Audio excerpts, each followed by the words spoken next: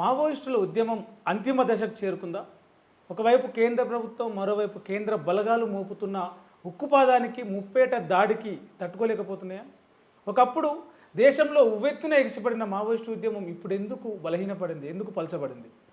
ఇటు రాష్ట్ర ప్రభుత్వం ఏమో చర్చలకు సిద్ధమంటుంటే కేంద్ర ప్రభుత్వం అటువైపు కదలికలు కూడా, అటువైపు కనీసం ఒక సూచన కూడా, సంకేతాలు కూడా ఇవ్వడం లేదు. మరి మావోయిస్టులే ముందుగా శాంతి చర్చలకు పిలుపునివ్వడం పట్ల ఏమనుకోవచ్చు? అంటే వాళ్ళు భయపడుతున్నారు అనుకోవచ్చా? బలం తగ్గిపోతుందా?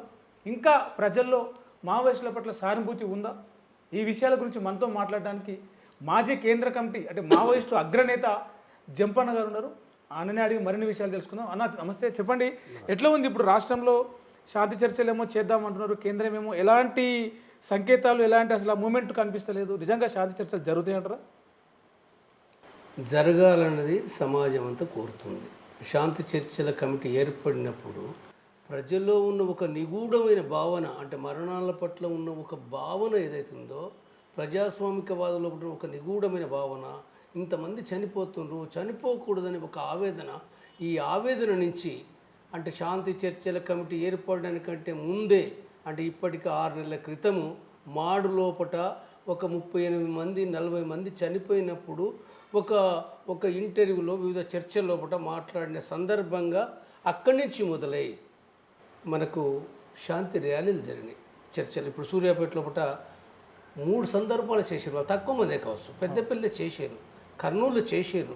విస్తృతంగా సోషల్ మీడియా లోపల కూడా ఇప్పుడు దీనికి ఫుల్ స్టాప్ కావాలంటే రాజకీయ చర్చలు జరగాలి, కాల్పుల విరమణ జరగాలని ఒక పెద్ద సోషల్ మీడియా చర్చ జరిగింది. దీని నేపథ్యం లోపటనే మనకు మార్చి అంటే ఫిబ్రవరి లోపట సరే ఎట్లా చేద్దాము, ఏం చేద్దాం అని చెప్పి కొంతమంది మిత్రులు, తక్కువ మంది మిత్రులే అనుకొని దాంట్లోపట అంటే చర్చల కోసం మనం పిలిపివ్వాలి, కాల్పుల విరమణ కోసం పిలిపివ్వాలి. ఇంకేం లేదు, ఓన్లీ సెంటర్ పాయింట్ ఇదే.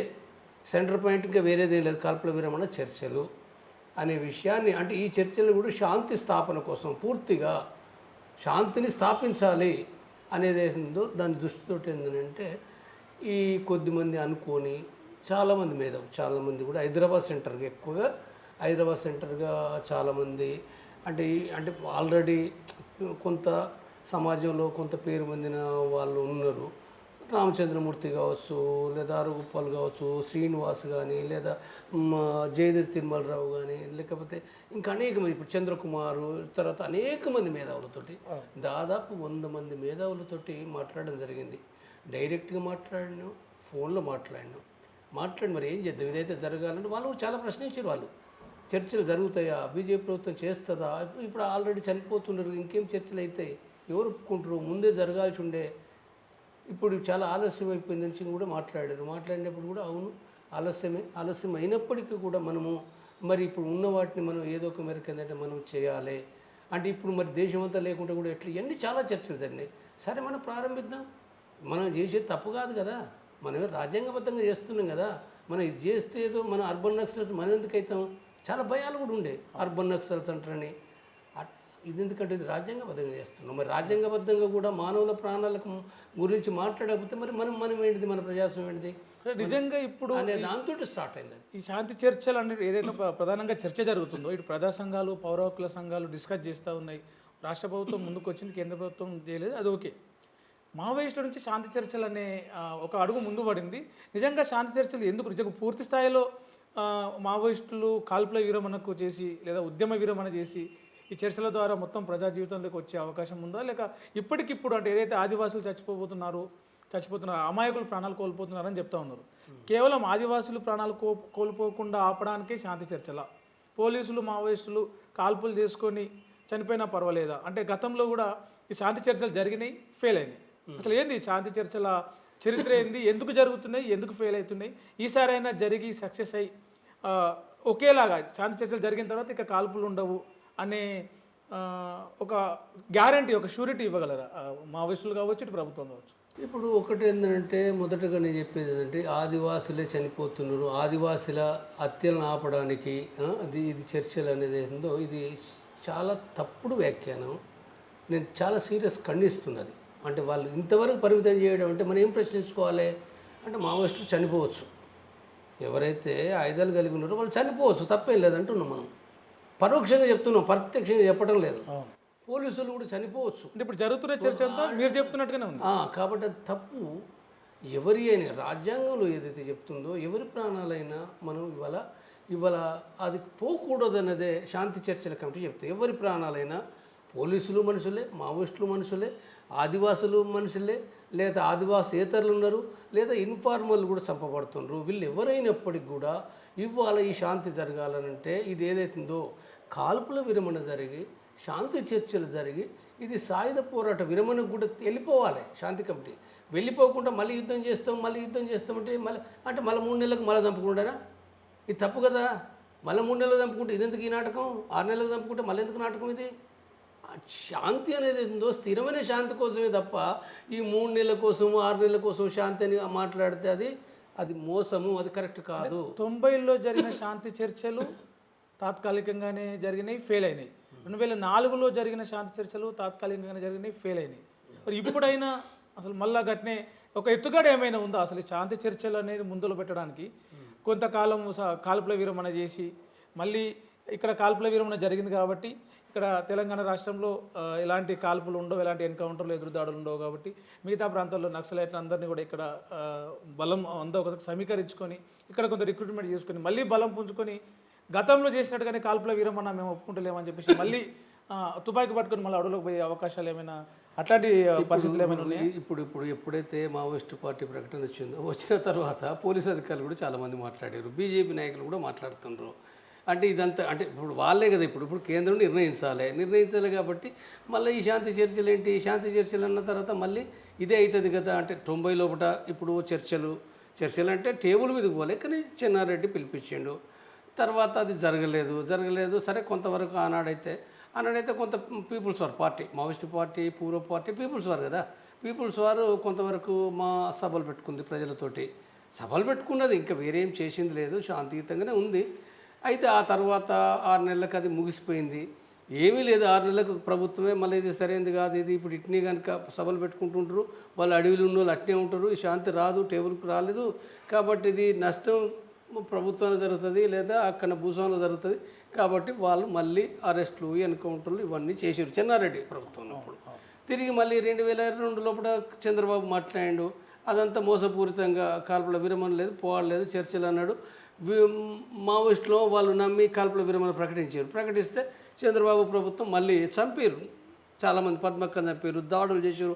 నా పైన కూడా దాడులు జరిగినాయి, నేను గోదావరి దాడుతుంటే అసలు ఊహించకూడదు లేదు. ఏంటి అది ఆ రోజు జరిగిన అసలు ఏం జరిగింది, ఎట్లా ఉంది అంటే అనుభవం? స్వీయ అనుభవం. ఇప్పుడు నేను జగిత్యాల నిజామాబాద్ పోయినా రాత్రి అంటే ఇటు రావడానికంటే ముందే నేను జగిత్యాల లోపల ఒక గుట్ట పైన ఉన్నా. అసలు మేము ఊహించని విధంగా పోలీసు బలగాలు వచ్చేసినాయి.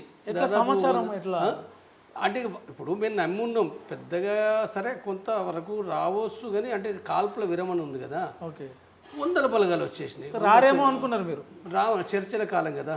ఓకే, మేము తిరిగి ఇది ఎట్లా ప్రమాదం ఉందని చెప్పి కూడా మేము గోదావరి నది దాటి ఆదిలాబాద్కు రావాలి.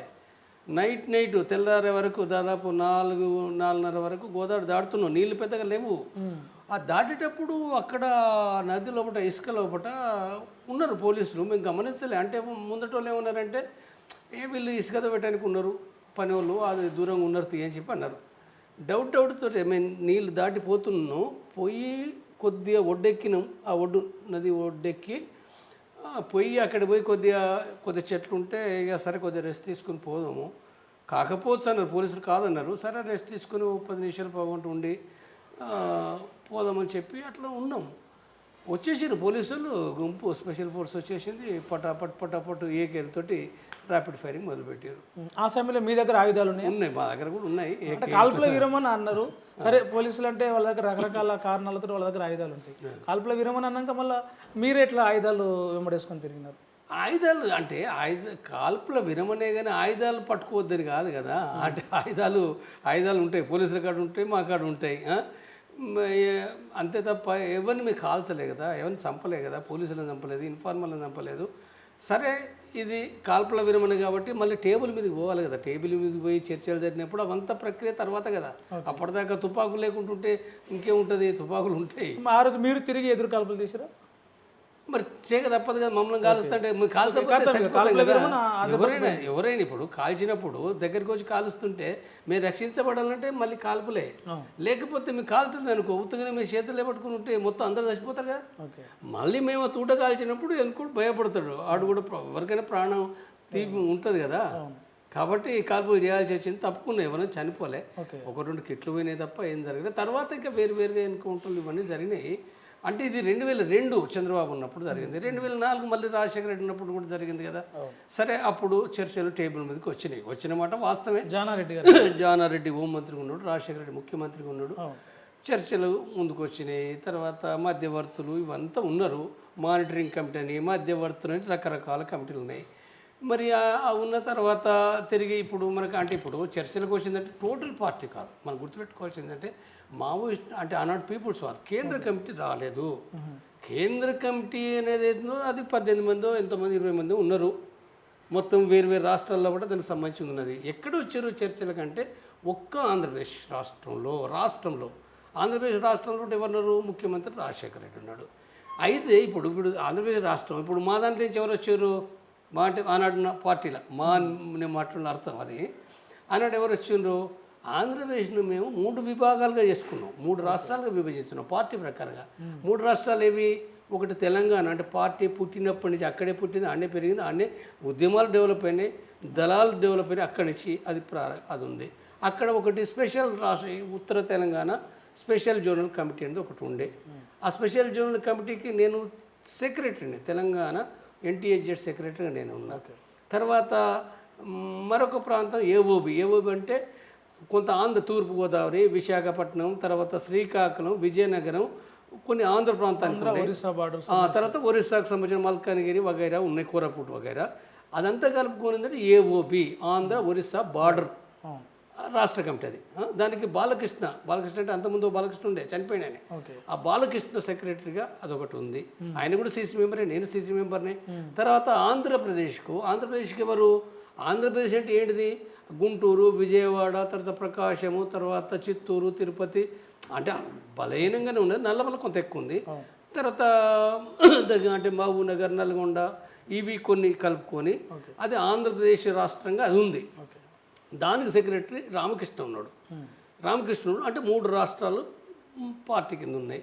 కాబట్టి ఇది ఆంధ్ర రాష్ట్రంతో చర్చ, మొత్తం భారతదేశ ప్రభుత్వంతో కాదు, భారతదేశంలో మావోయిస్ట్ పార్టీ కేంద్ర కమిటీతో కాదు, ఓన్లీ. అయితే ఇక్కడ వచ్చినాయి కాబట్టి ఇక్కడ అంతకుముందు పౌరసందన, తర్వాత శంకరన్, అరగోపాల్, ఇంకా చాలా శాంతి, పీస్ డెలెక్కడ వీళ్ళందరూ చేసిన ఈ క్రమం. అదేం పార్టీ అని చెప్పలే, వీళ్ళకు శత్రువులు కావాలని పార్టీని కోరలేదు. ఇక్కడ గుర్తుపెట్టుకోండి, మరి చాలా గమనించాలి. 98 నీకు అర్థం కావాలంటే 98లో 97లో శంకరన్ గారు, అరగోపాల్ గారు వాళ్ళు మొదలుపెట్టిండ్రు. వాళ్ళ సొంత ఆలోచనే, ఇలా పార్టీకి ఏమీ సంబంధం లేదు, మేము ఎన్నడూ పట్టించుకునేది కూడా లేదు. వాళ్ళే చర్చలు యుద్ధం వద్దు, ఎన్కౌంటర్ జరిగినప్పుడు, పోలీసులు చంపినప్పుడు వాళ్ళు అన్నారు కానీ మేము పెద్దగా పట్టించుకోలేదు. పార్టీ ఎక్కడ కూడా పట్టించుకోలేదు కాబట్టి అరగోపాల్ గారు కూడా ఏంటంటే నల్లమలకు పోయి మీరు చర్చలు ఇది చెయ్యాలి, ఇది ఎట్లా ఆపండి అని చెప్పి మాట్లాడిండు. పోయి డైరెక్ట్ కూడా మాట్లాడారు వీళ్ళు చాలామంది. కానీ సరే, ఆనాడు సంతోష్ రెడ్డి వాళ్ళు ఓ జవాబు ఇచ్చారు. వాళ్ళు చనిపోక ముందుకు ఆ జవాబు ఇచ్చారు. చివరికి ఏంటంటే మళ్ళీ ఈ ప్రక్రియ కొంత రకరకాల జరుగుతూ చర్చలు జరపాలని అంటే ఒక నేపథ్యంలో అంటే ప్రజల నుంచి అంటే బాగా పత్రికలు కృషి చేసినాయి, ఎడిటోరియల్ బోర్డు వాళ్ళు కూడా రాశారు, ఎందుకు ఈ యుద్ధము మీరు ఆఫ్ చేయండి అంటే ఇరుపక్షాలు కూడా చంపకుండా ఎందుకని వాళ్ళు మాట్లాడారు. ఆంధ్ర రాష్ట్రం అంతా జరుగుతుంది చర్చ, దేశమంతా లేదు, ఆంధ్ర రాష్ట్రం జరుగుతుంది. కానీ ఏం చేయాలి మరి మేము చేయమని అనాలనా? మేము చేయమని అంటే మళ్ళీ తప్పన పడతాం కదా, పీపుల్స్ వారు తప్పన పడుతుంది. మేము ఎంత ప్రజాస్వామ్యవాదులు చెప్పాలి కదా. మేము ప్రజాస్వామ్యాన్ని వాంఛిస్తాం, మేము వ్యతిరేకించాము. మాకేం యుద్ధం చేయాలని కోరికలు ఏం లేవు. మా సిద్ధాంతం సమానత్వం, మా సిద్ధాంతం ప్రజాస్వామ్యం, అణచివేతకు వ్యతిరేక పోరాడేవాళ్ళం. కాబట్టి మాకు తుపాకులు పట్టుకుంటూ సంపుడు సోక్ కాదు అని చెబుతూ మేము చర్చలకు సిద్ధమే, చెయ్యండి మంచిదే, సరిగ్గా జరపండి మంచిదే, మేము కూడా వస్తాం. మా డిమాండ్లు ఏందో చెప్తాం. ఇప్పుడు డిమాండ్లు ఏందో అడుగుతున్నాడు, అవును డిమాండ్లు చెప్తాం, అక్కడికి వచ్చినప్పుడు చెప్తాం, ఆ డిమాండ్లు ఏందో మేము చెప్తాం. ఇది జరిగిన తర్వాత చివరికి రాజశేఖర రెడ్డి ముఖ్యమంత్రి అయిపోయి మళ్ళీ ఇది అన్న తర్వాత పోయిన తర్వాత అంటే ముగ్గురే పోయిర్రు. ఒక్కరే రాష్ట్ర సెక్రటరీ రామకృష్ణ, మిగిలిన ఇద్దరు రాష్ట్ర కమిటీ మెంబర్లు. ఏఓబి నుంచి సుధాకర్, తెలంగాణ నుంచి గణేష్, అంటే ఇప్పుడు ఉదయ్ పేరు మీద సీసీ మెంబర్గా ఉన్నాడు, ఆనాడు కొత్తగా వచ్చిన సభ్యుడే. కాబట్టి ముగ్గురు పంపించినాం. మాకు తెలుసు ఇది ఏం జరుగుతుందో మాకు తెలుసు. ఆనాడు ఇది ఒక నాటకం, అంటే ప్రభుత్వం ఆడుతున్న నాటకం అనేది మేమే నాటకం ఆడలే, మేము స్పష్టంగా మేమే నాటకం ఆడలేదు. వాళ్ళు అంటుండ్రు కదా, అంటున్నప్పుడు మరి మనం ఎందుకు మొండి పట్టుకుండాలి అన్నప్పుడు పోదాము. ఓకే, వాళ్ళ డిమాండ్లు ఆమోదిస్తే చూద్దాం. ఆ రోజు ఏం డిమాండ్లు పెట్టారు? డిమాండ్లు పెట్టిందంటే చాలా ఉన్నాయి. ముందు పెట్టినవి ఏంటంటే పోలీసు కంప్లైంట్ ఎత్తేయాలి, జైలు నుంచి విడుదల చేయాలి, తర్వాత కేసులను రద్దు చేయాలి, నిషేధం ఎత్తివేయాలి పీపుల్స్ వార్ పైన, ప్రజా సంఘాల పైన. చాలా ప్రజా సంఘాలు, విద్యార్థి ఆర్ఎస్సీ ఉంది, ఆర్వైఎల్ ఉంది, రైతు కూల సంఘం ఉంది, జన్నాట్య మండలి ఉంది, వీరసం ఉన్నది. ఈ నిషేధం ఉన్నాయి, ఈ నిషేధం ఎత్తేయాలన్నాం. ప్రజాస్వామిక డిమాండే కదా. అదే కాదు, ఈ డిమాండ్లే కాకుండా కూడా ప్రజలకు సంబంధించిన ఇంకా కొన్ని డిమాండ్లు ఏంటంటే, మేము మొట్టమొదటి చాలా విషయాలు ఆదివాసుల విషయంలో డిమాండ్లు పెట్టినాం. తర్వాత చాలా ఉండంగా అలా అంటే ఊరు లంబా చౌడ ఉందిలే 20 ఉన్నాయి. దాంట్లో ప్రధానమైన డిమాండ్ ఏంటంటే భూమి సమస్య పెట్టినాం. భూమి సమస్య, దున్నేవానికి భూమి డిమాండ్ కదా మొట్టమొదటి చెప్పేది. మొదటి నుంచి దున్నేవానికి భూమి కావాలంటున్నాం. తర్వాత రాజ్యాధికారం కూడా కావాలంటున్నాం. రాజ్యాధికారం ఏం పెట్టలేదు, రాజ్యాధికారం ఇయ్యారు కదా, వాళ్ళు ఎందుకు ఇస్తారు? వాళ్ళు ఇయ్యారు. అది పోరాడి సాధించుకోవాల్సింది, అది అట్లా వచ్చేది కాదు. ఆ డిమాండ్ మాత్రం పెట్టలేదు, కానీ భూమి డిమాండ్ అయితే పెట్టారు. భూమి డిమాండ్ పెట్టిన తర్వాత మిగిలిన కొన్ని చిన్న ఆర్థిక సమస్యలు, ఈ కేసులు గీసుల కాడ కూడా వాళ్ళు సరే ఆలోచిస్తాము ఇవి అన్నారు. కొన్ని ఏవో తీసిర్రు, మిగిలిన ఏం లేదు. భూమి కాడికి వచ్చింది, భూమి పెద్ద సమస్య కదా. భూమి ఏంటంటే ఎక్కడనేయండి భూములు ఎక్కడలేవు, జనాలు వీళ్ళు అందరు ఉన్నారు కదా, భూములు ఎక్కడనేయండి, భూములు ఏమేం లేవు, అంత ఇప్పుడు భూస్వాములు ఇవ్వలేరు, ఏమి లేవు అని అంటే కొన్ని లెక్కలు కూడా ప్రకటించాను. అప్పటికే లిస్ట్ ఉంది, ఎక్కడెక్కడ ఏ ప్రాంతం. హైదరాబాద్ లోపల కూడా అసలు 100 ఎకరాల ఎవరెవరున్నారు, ఈ జిల్లాలు ఎవరున్నారు, ఆ జిల్లాలో ఎవరు, ఇంత పెద్ద లిస్ట్ పెట్టి, ఇంత లిస్ట్ పెట్టిన తర్వాత వాళ్ళు అయిబద్దిన్నారు మొత్తం. అయిబద్దిని అరే ఈ భూములు వస్తాయా, ఇప్పుడు భూములు ఇది ఇవ్వగలుగుతామా, భూమి ఇవి జరిగేటివి కావు. ఇక్కడ వాళ్ళకు తాళం పడ్డది కాబట్టి భూలకడ ఫస్ట్ భూలకంటే పడ్డది, మరి ఇంకెడ పడుతుందా? మిగిలిన కొన్ని ఆమోదిస్తారు, ఇంకా కొన్ని ఆమోదించరు. ఇవన్నీ రకరకాలనే. సో ప్రధానంగా ఏవైతే నీడు ఉందో వీటిని ఆమోదించలే. తర్వాత ఇంకా చెప్తాను చరిత్ర. అది పడ్డదా, అది పడ్డ తర్వాత మళ్ళీ ఇంకోసారి మీటింగ్ పెట్టుకుందాం అన్నారు. ఇప్పుడైతే ఉండని మళ్ళీ ఒకసారి ఆలోచించి పెట్టుకుని మంచిది. అంటే మంజీరా గెస్ట్ హౌస్లు ఉండే కదా, ఈ ప్రతినిధులు పెద్ద విజ్ఞాపన పత్రాలు రాష్ట్రం నుంచి వచ్చినాయి. చివరికి ఏమైపోయింది, అక్కడ సేమ్ టైం మనం నేను చరిత్ర చెప్పేది ఉంది. ఆ చరిత్ర ఏంటంటే, ఇది సెప్టెంబర్ 2004 సెప్టెంబర్లో, అంటే జూన్ జూలై నుంచి ప్రారంభమై ఆగస్టు సెప్టెంబర్ లోపల ఇక్కడ ఈ మంజీరా ఈ చర్చలు జరుగుతున్నాయి. సేమ్ టైం లోపల అక్కడ జార్ఖండ్లోని సరెండా జంగల్ కూడా మోడల్ అంటే జంగలే, కొద్ది తేడా ఉంటుంది. కానీ అక్కడ మొత్తము పీపుల్స్ వారు ఎంసీసీ అంటే దాదాపు అంటే ఇందులోకి 20 మంది, అందులోకి 20 మంది, అంటే కేంద్ర కమిటీలో ఒకటి ఉన్న వాళ్ళు 20-35 మంది, మొత్తం 35 మంది ఉన్నట్టు టోటల్గా అక్కడ మీటింగ్ జరిగింది. మీటింగ్ కూడా నెల రోజులు జరిగింది, నెల రోజుల పైగా. అంటే డాక్యుమెంట్లు ఇవి తప్పింది ఒప్పింది ఇవన్నీ ఎట్లా ఐక్యం కావాలి, ఒకే పార్టీకి నిలబడాలి. పెద్ద పార్టీలుగా ఇవి అంటే సాయుధ పోరాటం చేసే పార్టీలు అంటే ఇవే ఆనాడు ఉన్నాయి. ఈ 2 పార్టీలు అంటే వాళ్ళు కూడా బీహారు, జార్ఖండ్, ఇంకా ఒరిస్సాలో వాళ్ళు ఉన్నారు. అంటే పీపుల్స్ వారు కూడా బీహార్లో ఉన్నది, సరే ఒరిస్సాలో ఉంది, ఇక్కడ తెలంగాణలో దండకాడలో చాలా ప్రాంతాలు ఉంది కదా. కాబట్టి ఈ దేశం అంతా ఈ పెద్ద పార్టీ ఏర్పడ్డది. ఒక పార్టీ మావోయిస్టు పార్టీ అని సిపిఐ మావోయిస్టు పార్టీ అని పేరు పెట్టుకున్నాం. సెప్టెంబర్ 21 తారీఖు 2004 సెప్టెంబర్ 21 తారీఖు నాడు పార్టీ ఏర్పడింది. దానికి కేంద్ర సెక్రటరీని కూడా గణపతిని ఉమ్మడిగా ఎన్నుకోవడం జరిగింది. పీపుల్స్ వార్ సెక్రటరీ, దానికి కూడా సెక్రటరీ అయ్యిండు. చాలామంది అయ్యారు. అవుడు కదా, దాంట్లో ఏముంది అసలు ముఖ్యమైన సారాంశం చెప్పాలంటే, మన యుద్ధాన్ని మరింత తీవ్రపరచాలి. అప్పటికి జరుగుతున్న యుద్ధం ఏదైతుందో, ఈ దండకారణ్యం, బీహార్, జార్ఖండ్, ఒరిస్సా ఏదైతుందో ఎట్లా సారాలి, ఇంకా మన గెరిల్లా దళాలు పెంచాలి. ఎట్లా పెంచాలి, ప్లాటూన్లు, కంపెనీలు పెంచాలి, బెటాలియన్లు పెంచాలి. ఇది మాత్రంగా ఏం చేయాలి, విముక్తి ప్రాంతాలు అంటే అంతకుముందు కూడా ఉన్నప్పటికీ మన బలమైన విముక్తి ప్రాంతాలు దేశంలో చేయాలి. మనమే ప్రత్యామ్నాయము, మొత్తం ప్రపంచానికే మనం ఒక మార్గదర్శకత్వం వహించాలి అనేది చాలా బ్రహ్మాండంగా రాసుకున్న డాక్యుమెంట్. కొన్ని ఏరియాలను అంటే కంప్లీట్ దాని మీద పట్టు తెచ్చుకొని మా అధీనంలో ఉంటాయి అన్నట్టుగా మిలిటెంట్ అది చేయాలని రాసుకున్న తర్వాత మరి ఆగుతాయా? ఆగడం అంటే ఎక్కడొక్కడ ఎవడోడు ఏంటంటే అది బయటికి లీక్ అవుతాయి. ఒక్కడ కంప్యూటర్ దొరుకుతుంది, ఒక్కడ హార్డ్ డిస్క్ దొరుకుతుంది. ఒకడు ఉండబడలేక ఆడ వచ్చిన వాళ్ళు ఎక్కడొక్కడ చెప్తాడు కదా. ఇప్పుడు అక్కడికి వచ్చే దళ సభ్యులు వస్తారు, కమాండర్ వస్తారు, కొంతమంది ప్రజలు వస్తారు. వాళ్ళు పోయి ఏంటంటే బాగా ఇదైంది అదే బ్రహ్మాండంగా చేసేది. తర్వాత మనకి అంటే ఆంధ్రప్రదేశ్ చర్చ చర్చలు గిర్చలు ఏంటి చర్చలతో అన్నారు కదా. చర్చలతోటి ఇది అయ్యేది ఏమిటి? రాజ్యాధికారం కదా. రాజ్యాధికారం అట్లా వస్తుందా? మనం చేసేది యుద్ధము, విముక్త ప్రాంతాలు ఇవన్నీ పోతాయి కదా. ఎక్కడికి పోతాయి? కేంద్ర ఇంటెలిజెన్స్ పోయింది. ఇప్పుడు ఐబీ అంటాం కదా, ఐబీ వాళ్ళు ఊపుకుంటారు. వాళ్ళు మొత్తం ఎక్కడెక్కడనే వాళ్ళు చూసుకున్నారు. ఆనాడు ప్రధానమంత్రి మన్మోహన్ సింగ్ వాస్తవంగా చర్చలకు పర్మిషన్ ఇచ్చింది సోనియా గాంధీ. సోనియా గాంధీ ప్రధానమంత్రి కాదు కానీ ఆమె అసలు మొత్తం అది కదా. అంటే తర్వాత మరి అది ఇప్పుడు ఐబీ ఇంటెలిజెన్స్ ప్రధానమంత్రికి ఇస్తారు కదా. సోనియా గాంధీ కూడా ఏం చేయలేదు కదా. ప్రధానమంత్రికి ఇచ్చిన తర్వాత మొత్తం వాళ్ళు ఇచ్చిన దాన్ని బట్టే ఉంటుంది తప్ప నువ్వు ఏం చేయాలి పార్టీ గిట్టి. ఐబీ ఇచ్చే రిపోర్టు, దాని విశ్లేషణ, దాని యొక్క ప్రతిపాదనలే ఉంటాయి. ఇవన్నీ ఏం తెలియదు చాలామందికి. ఐబీ ఇచ్చిన రిపోర్ట్ ప్రకారంగా మన్మోహన్ సింగ్ వెంటనే తన ప్రకటన చేసిండు. ఇది మావోయిస్ట్ అనేది ఏందో భారతదేశానికి ప్రధాన ప్రమాదం, మోర్ డేంజరస్ అని అన్నాడు. ప్రకటన చేసి అయిపోయిన తర్వాత మళ్ళీ దానికి వెంటనే వాళ్ళు పంపుతారు. రాజశేఖర రెడ్డి పంపించిండు. చర్చలు ఏంటి? ఏం చర్చలు ఇవి? బంద్ పెట్టండి ఇవి. ఇంక ఇది అని అంటే వాళ్ళు విముక్త ప్రాంతాలు అంటారు, ఇవ్వమంటారు. ఒక వంక అది వచ్చిందా, ఇక్కడ భూస్వాములు వచ్చింది, ఇది తెలుసలేదా? వాళ్ళు మాట్లాడుకుంటారు కదా. రెండు కాంగ్రెస్ ప్రభుత్వాలనే మాట్లాడుకున్నారు. ఇది అయ్యేది లేదు, సచ్చేది లేదు, ఇది మనకు నష్టము. ఒకవేళ అంటే ఈ చర్చలని అంటే మీటింగ్లు పెట్టుకుంటారు, ఇంకా పెరుగుతుంది. కాబట్టి ఇది వద్దు. వాళ్ళు ఏమైనా భూములు పెట్టారు, మరి భూములు పెడితే అయ్యేదా పోయేదా? భూములు ఎవడు ఇవ్వాలి? అది ఇయ్యరు. ఇయ్యని దాని గురించి మనం ఇయ్యము, ఇవి జరగదు. కాబట్టి చర్చలు వేస్ట్ అంటే మరి ఎట్లా రావాలి? ఆంధ్రప్రదేశ్ చెప్పింది కదా, నేను ప్రజాస్వామికంగా నేను చేస్తా అని చెప్పింది. మరి నువ్వు ఎట్లా రావాలి? ఇప్పుడు దాని నుంచి ఏమని చెప్పాలి? నవ్వుల పాలు అవుతారు కదా. ఇప్పుడు పీపుల్స్ వారు ఏం చేయలేదు, ఏం హింస చేయలేదు, వేస్ట్. ఇప్పుడు మాట్లాడతారు కొంతమంది పోలీసులు, హింస చేసి తుపాకులు కట్టుకుని ఎక్కడ ఏంది? నువ్వు చెప్తావు దానికంటే ముందు 100,000 తుపాకులు వాళ్ళు సేకరించుకున్నారు, పోలీసుల నుంచి గుంజుకున్నారు, కొనుక్కున్నారు, తయారు చేసుకున్నారు. మరి చర్చల కాలం 6 నెలల పూట వాళ్ళు ఎక్కడ తీసిరు?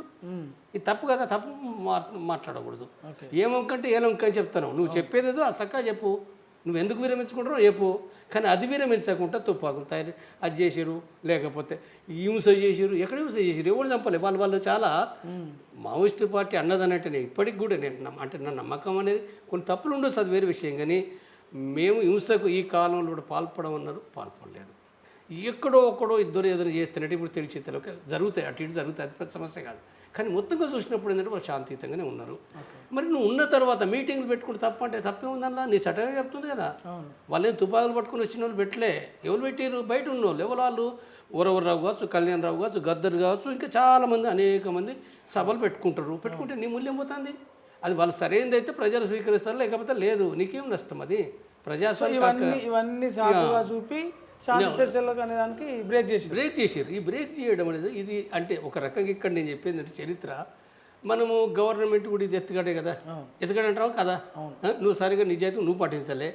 పీపుల్స్ వారు మొదటి తప్పు ప్రభుత్వంది అయినప్పటికీ అంటే నువ్వు ఏదో సామెత చెప్తారు చూడు. అంటే మన ఫ్యూడల్ సామెతలు ఉంటాయి కొన్ని.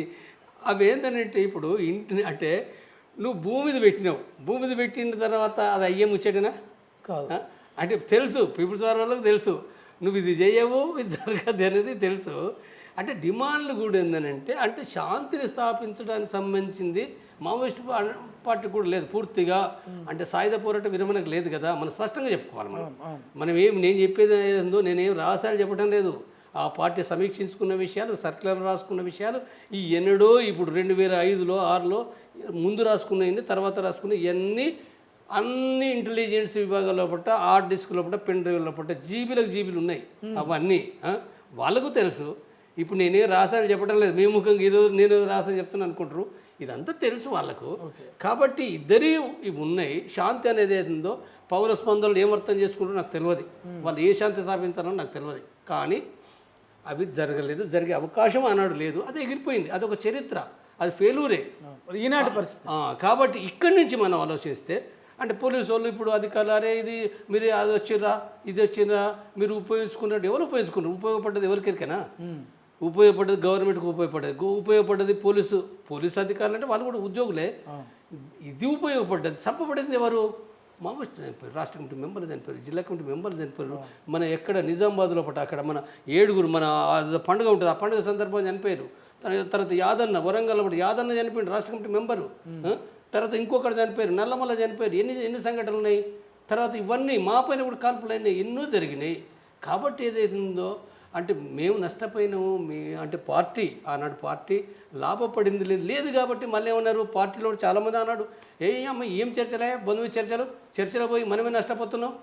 ఎంతమంది అల్లి ఇక్కడ నువ్వు ఇప్పటికి చూడు చాలామంది మా పార్టీకి ఏమొచ్చింది, పార్టీ నష్టపోయింది, ఈ చర్చలు అనేది వేస్ట్ ఇవి ఎంతోమంది మాట్లాడారు. ఇప్పుడు నేను ఈ శాంతి చర్చల కమిటీ పెట్టేప్పుడు కూడా అంటున్నారు ఏం చర్చ ఏం ఏం ఏం చేస్తారు, ఇది దేనికోసం చేస్తారు, ఇది యుద్ధం అనుకుంటూ మీరు యుద్ధాన్ని అంటే మావోయిస్ట్ పార్టీ యుద్ధాన్ని విరమిస్తుందా, యుద్ధం విరమించినప్పుడు ఎందుకు ఈ చర్చలు నాటకాలు ఎందుకు ఆడుతారు, వాళ్ళు ఎందుకు ఆడాలి వీళ్ళు ఎందుకు ఆడాలి, గవర్నమెంట్ చెప్తుందా, గవర్నమెంట్ నాటకం మొదలుపెట్టింది ఎవరు, లేఖలు విడుదల చేసింది ఎవరు, మావోయిస్టుల నుంచి వచ్చినాయి కదా. లేదు చెప్తా నేను అంటే ఇది కాబట్టి ఇక్కడ మేము అంటే నేను దీనికి లింక్ ఏంటంటే ఇప్పుడు శాంతి చర్చల కమిటీ మేము చేసినాం. మరి మేమేమనుకున్నామంటే మేము అనుకున్నది శాంతి చర్చల కమిటీ అందులో ఒకరికో ఇద్దరికో ఎవరికైనా అంటే ఇప్పుడు రకరకాల పాల్గొంటారు, అందరికీ 100% అది ఉండాలని ఏమి లేదు.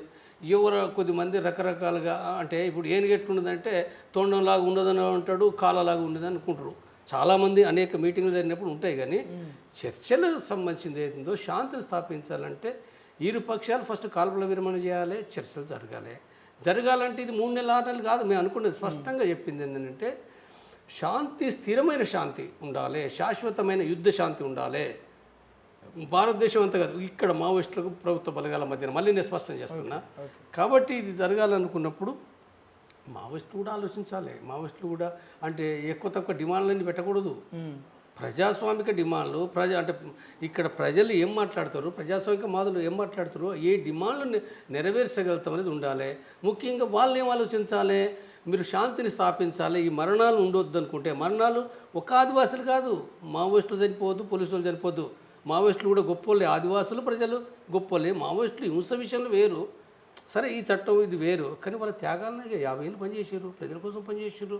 చాలా ఉన్నతమైన వాళ్ళే కదా వాళ్ళు ఎట్లా వాళ్ళు నేరస్తుల దొంగల లంగల వాళ్ళ ఇంటి కోసం చేసారా, ఏం చేయలేదు కదా. కాబట్టి వాళ్ళ అవసరమే కదా సమాజానికి. కాబట్టి ఏంటంటే ఇవ్వాలి ఏంటంటే చైనా లాగా ఇలా విప్లవం వచ్చే పరిస్థితి లేదు, రాదని అందరు చెప్తుండ్రు. అనేక విషయాలున్నాయి. మన భారతదేశం ఎందుకు రాదంటే మన భారతదేశం వేరే, భారతదేశంలో అనేక వ్యవస్థలు మారినాయి. ఇప్పుడు మీరు ఎంత పోరాడినా విముక్త ప్రాంతాలు ఏర్పడాయి కదా, ఇప్పటికీ అర్థమైంది కదా. ఆనాడేదో అన్నారు, సరే ఆనాడు తుపాకీ పట్టి పోరాడారు, భూస్వామి వ్యతిరేక పోరాడారు, ప్రజలు గుర్తించారు. ఆనాడు అవసరం ఉన్నది, ఒకనాడు అవసరమే కాదనేది ఏం లేదు. కానీ ఇవ్వాలని అవసరం అంటే ఇప్పుడు ఎంతమంది వస్తున్నారు, సైన్యాలకు వస్తలేదు కదా. మీరు చెప్తున్న పాయింటే ఏదైతే ఉద్యమం పుట్టిందో మావోయిస్టులు అన్నలు నక్సలైట్లు తుపాకుల ఉద్యమం ఎప్పుడైతే పుట్టిందో అప్పుడు దొరలు భూస్వాములు భూమిలో వెట్టి చాకిరి ఒక బానిస వ్యవస్థ లాగా ఇది ఉండేది. దాన్ని పోగొట్టడానికి పుట్టింది. కాలం మారింది, 50 సంవత్సరాలు అయింది. ఇప్పుడు కంప్యూటర్లు వస్తున్నాయి, స్మార్ట్ ఫోన్లు వస్తూ ఉన్నాయి, ఏసీలు వస్తూ ఉన్నాయి, డ్రోన్లు వస్తూ ఉన్నాయి. కాలం అంతా మారింది, వ్యవస్థ కూడా కొంత కుల సమస్య దాని నుంచి కొంత రూపాంతరం చెందింది, వేరే రూపంలోకి వెళ్ళింది. సో ఇప్పుడు ఉద్యమ పంత ఇంకా తుపాకులు పట్టుకుని అడవుల్లో ఉంటే ఇక్కడ మార్పెట్లో వస్తుంది. అవును, అదే దానికి ఉద్యమ పంత మార్చుకునే అవకాశం లేదా అంటే ఒక మొండివాదంతో ఉన్నారా నక్సలైట్లు? అంటే వాళ్ళు ఆలోచించాలి. ఇప్పుడు ఒకనాడు భూస్వామ్య వ్యవస్థ వాస్తవంగా భూస్వామ్య వ్యవస్థను కూల్చింది ఎవరు అంటే వాళ్ళే కదా. మావోయిస్టు పార్టీ లేదా ఇతర నక్సలైట్లు లేదా కొంతమంది కమ్యూనిస్టులు ఎక్కువగా నక్సలైట్లు చేశారు. ఒకప్పుడు తెలంగాణ సాయుధ పోరాటంలో కమ్యూనిస్ట్ పార్టీ ఉన్నది, ఆ తర్వాత కూడా వాళ్ళు కొంత చేయలేదని కాదు. కాబట్టి అసలు లేదు కదా. నువ్వు దాన్ని ఇప్పుడు చిన్న ఉదాహరణ చెప్తా నేను. పీపుల్స్ నాయకత్వం కింద జగిత్యాల పోరాటం జరిగింది భూస్వామికి వ్యతిరేకంగా. దండయాత్ర 77లో పడ్డారు, రామ్జీ చనిపోయాడు కదా, కిషన్జీ. మరి వాళ్ళందరూ గణపతి కూడా అక్కడే కదా, గణపతి కూడా జగిత్యాల, వాళ్ళు బ్రహ్మాండాన్ని పోరాటం చేశారు. భూస్వాములు ఏమైనా తంతపోయి పరుపులో పడ్డట్టుగా ఇక్కడ బంజారా హిల్స్లో పడ్డారు హైదరాబాద్లో. వాళ్ళు మంచి పెద్ద పెద్ద బిల్డింగ్లు కట్టుకున్నారు, తంతపై పరుపులో పడ్డ వాళ్ళు. భూస్వాములు ఎవరైతే వాళ్ళకి మంచిదైంది. ఇప్పుడు నాతో చెప్తారు కదా, అరే మీరు మంచి పోరాటం చేసారా, మీరు చేయబట్టి ఏంటంటే మేము ఏమున్నాం అక్కడ ఉంటే మాకు ఏముండేది, మేము పెత్తనం చేసినాం. కానీ ఇప్పుడు చూడు మరి కోట్ల కొద్ది ఆస్తులు పెద్ద పెద్ద బిల్డింగ్లు కట్టాం, వ్యాపారాలు చేసుకున్నామని చెప్తారు. ఒక్క జగిత్యాలే కాదు, ఎవరైతే భూస్వాములరో పట్టణాలు పట్టింది కాబట్టి ఏంటంటే సమాజంలో దీని మూలంగా వచ్చింది మార్పు. ఇంకా వేరే రకంగా కూడా ప్రపంచవ్యాప్తంగా పెట్టుబడిదారు విధానం మార్పు వచ్చింది. భూస్వాములు పల్లెలో ఎదిరి పట్టణాలు పట్టారు. ఆ ఉద్యమాల వల్ల వాళ్ళు ఊర్లు విడిచిపెట్టి భూములు విడిచిపెట్టి వచ్చారు. ఇదంతా ప్రజలకు భూములు ఎంత దక్కినాయి? భూములు దక్కడం అనేది వేరే, కొంత దక్కినాయి, కానీ ఎక్కువ భాగం ఏంటంటే మళ్ళీ పోలీసులు మళ్ళీ అవి అంటే ప్రజలను కూడా మనం ఇప్పుడు చెయ్యాలి. ఇప్పుడు మన సైన్యం పెరుగుతుంది అనుకున్నాం. వాస్తవంగా మన సైన్యం అనుకున్నది అంటే చైనా లాగా అంటే ఇప్పుడు ఆనాడు రైతు కూలీలు భూములు లేవు కాబట్టి, అంటే ఆనాడు దొరపెత్తనాలు ఉన్నాయి కాబట్టి ఏంటంటే దొరపెత్తనానికి వ్యతిరేకంగా నువ్వేం చేస్తావు అంటే ఏ చట్టాలు కూడా రాజ్యాంగం పేర్కొన్నది, రాజ్యాంగం ఎక్కడ అమలవుతుంది? ఊళ్ళో భూస్వామిది దొరలది పెత్తనం అని గుండాలన్నారు. పోలీస్ స్టేషన్లు కూడా కొద్దిమంది ఉన్నారు భూస్వామి దొర చెప్తేనేదే. కాబట్టి అలాంటప్పుడు వెట్టి చాకరీ చేయాలి. ఇవన్నిటి మధ్య లోపల గ్రామ ప్రజలందరూ కూడా ఒకటైంది కదా భూస్వామి వ్యతిరేకం ఒకటి. మరి ఏం చేయాలి? నువ్వు ఏం చేయాలంటే తుపాకి పట్టు, నువ్వు దళం ఏర్పడు అంటే ఏర్పడరు కదా. మరి కొంతవరకు అయితే ఏర్పడరు కదా. మరి లేకపోతే దళాలు ఎట్లా పెరిగినాయి? దళాలు ఇక్కడే పెరిగినాయి కదా. కరీంనగర్లో, వరంగల్లో, నిజామాబాద్లో, ఖమ్మంలో ఎక్కడైతే భూస్వామి దోపిడీ పెరిగింది కదా. పెరిగితేనే మరి ఆనాడు ఎట్లా మరి ఆనాడు పీపుల్స్ వారు పెద్ద దేవుళ్ళలాగా చూసారు కదా. దేవుళ్ళు కాదు కానీ అట్లా చూసారు. ఇన్ఫర్మేషన్ పోయిందా? నీకు ఒక్కటే ఉదాహరణ చెప్తా. వరంగల్ పట్టణం దగ్గర గెరిల్లా దళము 10 మంది 10 రోజులు నెల రోజులు ఉంటే కూడా ఎవడో ఇన్ఫర్మేషన్ పోలే. అంటే ఊరు మొత్తం కట్టున్నది, ఒక్కటి ఉన్నది. ఎందుకు? దొరకు వ్యతిరేకంగా, భూస్వామికి వ్యతిరేకంగా పోరాడాలన్నారు. అదొకటే కాదు, అసలు పట్టణాలు వరంగల్ నగరం అంతా కూడా రెడ్ దాన్ని అన్నారు, యూనివర్సిటీ అన్నారు కదా. హైదరాబాద్లో ఒకటి ఎన్ని కళాశాలలో ఒకటి ఎన్ని మన విద్యార్థి యూనిట్లు ఉన్నాయి. ఆర్ఎస్ అంటే ఏంటిది? అది ఆర్ఎస్ అనేది చాలా అది విద్యార్థులు సంతోష్ రెడ్డి అప్పుడు ముందు ఉన్నది. చాలామంది విద్యార్థి నాయకులు పనిచేశారు. అంటే అంతటి ఊపు వచ్చింది. అంటే భూస్వామి దోపిడీ మూలంగా పోవాలి, మనం తుపాకి పట్టాలి, యుద్ధం చేయాలి, అది కదా వచ్చింది. అయితే అదే ఇవాళ చూడు, ఇవాళ ఉందా? ఇవాళ ఇప్పుడు చనిపోతే బాధపడుతారు, అందరూ బాధపడుతారు చాలా ఇది అనేది. కానీ ఎందుకు ఇది మరి నీ దగ్గర రావటం లేదు? ఇప్పుడు చనిపోయినాయి కూడా చూడు. చనిపోయిన దాంట్లో ఛత్తీస్గఢ్ లోపల, ఒరిస్సాలో చనిపోయిన దాంట్లో ఎంతమంది ఇప్పుడు ఈ బయట ఉన్నారు. చలపతి చనిపోయిండు, ఆయనది ఎక్కడ ఆంధ్ర. లేకపోతే ఇక్కడ మన రేణుక అన్నట్టు ఇప్పుడు వరంగల్ కడవెండి నుంచి పోయి చనిపోయింది. లేదా సుధాకర్ చనిపోయిండు, జగన్ చనిపోయిండు. అంటే తక్కువ మంది మాత్రమే మన వాళ్ళని చూసినా కానీ తక్కువ మంది. వీళ్ళు 90% మంది 99% మంది ఎవరంటే ఆదివాసీలే, వాళ్ళే ఉన్నారు. అంటే నీకు ఇప్పుడు మరి భూస్వామి వ్యతిరేక పోరాటం ఉన్నదా? ఇక్కడెక్కడ జరుగుతున్నాయా? 30 ఏళ్ళ కాంచి ఉందా? సైన్యం ఉన్నదా? లేదు. అది ఈ విషయాలు మీకు తెలియనియం కాదు, తెలుసు. మీకు కూడా తెలుసు. అందరికంటే ఎక్కువగా మావోయిస్ట్ పార్టీకి తెలుస్తాయి. కానీ వాటిని విశ్లేషణ చేయాలి. విశ్లేషణ చేసినప్పుడు మీరు గ్రహించే పాతది నిజమే. ఒకనాడు మార్గాలు ఏంటంటే చైనా మార్గం అనుకున్నారు, ఆనాడు అర్థం చేసుకున్నది అది తప్పు. ఆనాడున్న పరిస్థితుల్లో జరిగింది. అదొక బ్రహ్మాండమైన దేశంలో ఒక ప్రభంజనం ఉంది, నిజమే. కానీ ఇవాళ చాలా మారినాయి కదా. మారినప్పుడు ఏంటంటే మీరు ఆలోచించడం ద్వారా మీరు చెప్పేది ఏదో సమానత్వమే. మావోయిస్ట్ పార్టీ చెప్పేది సమానత్వం కావాలి, తప్పేం కాదు. అలా సమానత్వం అనేది ఉందో, కులాలు ఉండొద్దు, మతాలు ఉండొద్దు, వర్గ తేడాలు ఉండొద్దు, అందరూ సమానమే, స్త్రీ పురుషులు కూడా సమానంగా ఉండాలి. ఇవన్నీ మంచి విషయాలు. సిద్ధాంతం ఇది కదా మీకు కావాల్సింది. తుపాకులు మీ లక్ష్యం కాదు కదా, ఎవరికి కాదు, ఏ కమ్యూనిస్టులకు కాదు. తుపాకుల లక్ష్యం కాదు, సంపూర్ణ లక్ష్యం ఎన్నటికీ కాదు. మావోయిస్ట్ పార్టీ కూడా తెలుసు. నేను కొత్తగా చెప్పేదే లేదు, వాళ్ళందరి కమాండర్లకు కూడా తెలుసు. మార్చడం అనేది ధైర్యంగా మార్చాలి. ఏమి సమస్య లేదు. దాన్ని మార్చితే ఇక్కడ అనుకుంటూ ఎవరు లేడు, ఏమీ లేదు. మీరు మార్చుకొని మీరు సాయుధ పోరాట విరమణ ఏం చరిత్రలో ఎన్నో జరిగినాయి. పరిస్థితులు మారినప్పుడు కూడా కమ్యూనిస్టు నాయకత్వం దానికి తగినట్టుగా మారేవాడే నిజమైన కమ్యూనిస్ట్, నిజమైన మార్కిస్ట్.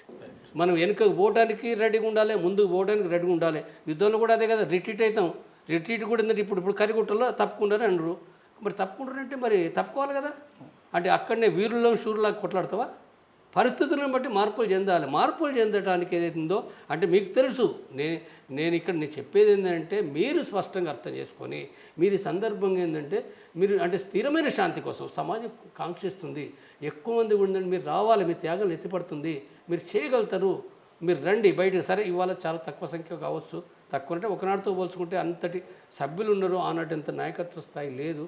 అయినప్పటికీ కూడా ఏంటంటే మీరు మార్చుకోవడం ద్వారా సమాజానికి సరే రేపు మాపై విప్లవం రావు, కానీ అయినప్పటికీ అంటే ఇక్కడికి రాగానేదో ఉంటాయంటే ఇవన్నీ ఉంటాయి, వేరే విషయాలు. చట్టబద్ధంగా ఇవాళ చేయాల్సిందంటే చట్టబద్ధంగానే రాజ్యాంగబద్ధంగానే చేయాలి. రాజ్యాంగబద్ధంగా లోపాలు ఉండడం వేరు, కానీ రాజ్యాంగబద్ధంగానే జరపాల్సి వస్తుంది. జరుపుతూ ప్రచారం చేయాలి, చేసుకోవాలి. కాబట్టి ఇవాళ అంటే ఇప్పుడు నేను వాళ్ళకు చెప్తున్నా. మరొక ఇంకా కూడా ఏంటంటే అంటే మీరు నేను కేంద్ర ప్రభుత్వానికి కూడా ఈ సందర్భంగా చెప్తా. మీరు ప్రశ్న దాని లింకులు ఏమైనా అడిగితే నేను చెప్తా. చర్చలు వాళ్ళ నుంచి కూడా తప్పు జరుగుతుంది, సీరియస్ తప్పు జరుగుతుంది. ఇంకా కూడా వాళ్ళు పిలిపిస్తే కూడా ఇంతగా వాళ్ళు చెప్తుండ్రు. వాళ్ళు చాలా 3 ప్రకటనలు చేసిండ్రు. ఇంతగా మాట్లాడితే కూడా కేంద్ర ప్రభుత్వం ఇంకా చంపడం మంచిది కాదు. అయితే కేంద్ర ప్రభుత్వం అనేది బీజేపీ ప్రభుత్వం కంప్లీట్గా రైట్ అనే పిలువబడే ఒక వింగ్ అది. అంటే కంప్లీట్గా మతము, కులము, దేవుడు ఈ వ్యవస్థను నమ్మి ఇది చేసే పార్టీ అది. ఇప్పుడు మీరు ఏదైతే ఉన్నారో మావోయిస్టులు కావచ్చు, ప్రజా సంఘాలు, పౌరకులు ఏవైతే కంప్లీట్గా లెఫ్ట్ అని పిలువబడే 2 వైరుధ్య వర్గాలకు సంబంధించిన యుద్ధంలాగా ఉంది ఇప్పుడు పరిస్థితి. సో అందుకే అంటే వీళ్ళు లేకపోతే గతంలో ఎవరైతే గోల్వాల్కర్ ఆర్ఎస్ఎస్ చీఫ్ ఆయన చెప్తారు, గోల్వాల్కర్ దేశంలో ముస్లింలు ఉండొద్దు, క్రైస్తవులు ఉండొద్దు, కమ్యూనిస్టులు ఉండొద్దు, లెఫ్టిస్టులు ఉండొద్దు అని చెప్పినట్టుగా వాళ్ళు లేకుండా చేయడమే లక్ష్యంగా పనిచేసే సంస్థగా బీజేపీ ప్రభుత్వాన్ని ఆర్ఎస్ఎస్ని చెప్తా ఉంటారు. సో వాళ్ళు ఎట్లా ముందుకు వస్తారు, వాళ్ళతో చర్చలు జరపడం అనేది సాధ్యమయ్యే పనేనా? ఇప్పుడు ఈ ప్రశ్నలో ఏంటంటే ఇప్పుడు బీజేపీ వాళ్ళు ఏం మాట్లాడతారు, కొంతమంది పోలీసులు, అందరు కాదు, పోలీసులు కూడా చాలామంది శాంతి కావాలంటుండ్రు, చాలామంది అంటారు పోలీసులు, కొంతమంది వేరే ఉండొచ్చు. తర్వాత బీజేపీలు అంటే అందరు బీజేపీ ప్రతి సభ్యుడు కాదు, నాయకులు అంటున్నమాట వాస్తవమే. నాయకులు అంటుండ్రు, వాళ్ళు ఏమంటున్నారంటే ఇప్పుడు నువ్వు ఇది చెప్పినావు కదా, బీజేపీలతో ఎట్లా చేస్తావు, ఆర్ఎస్ఎస్ వాళ్ళతో ఎట్లా చేస్తావు అని.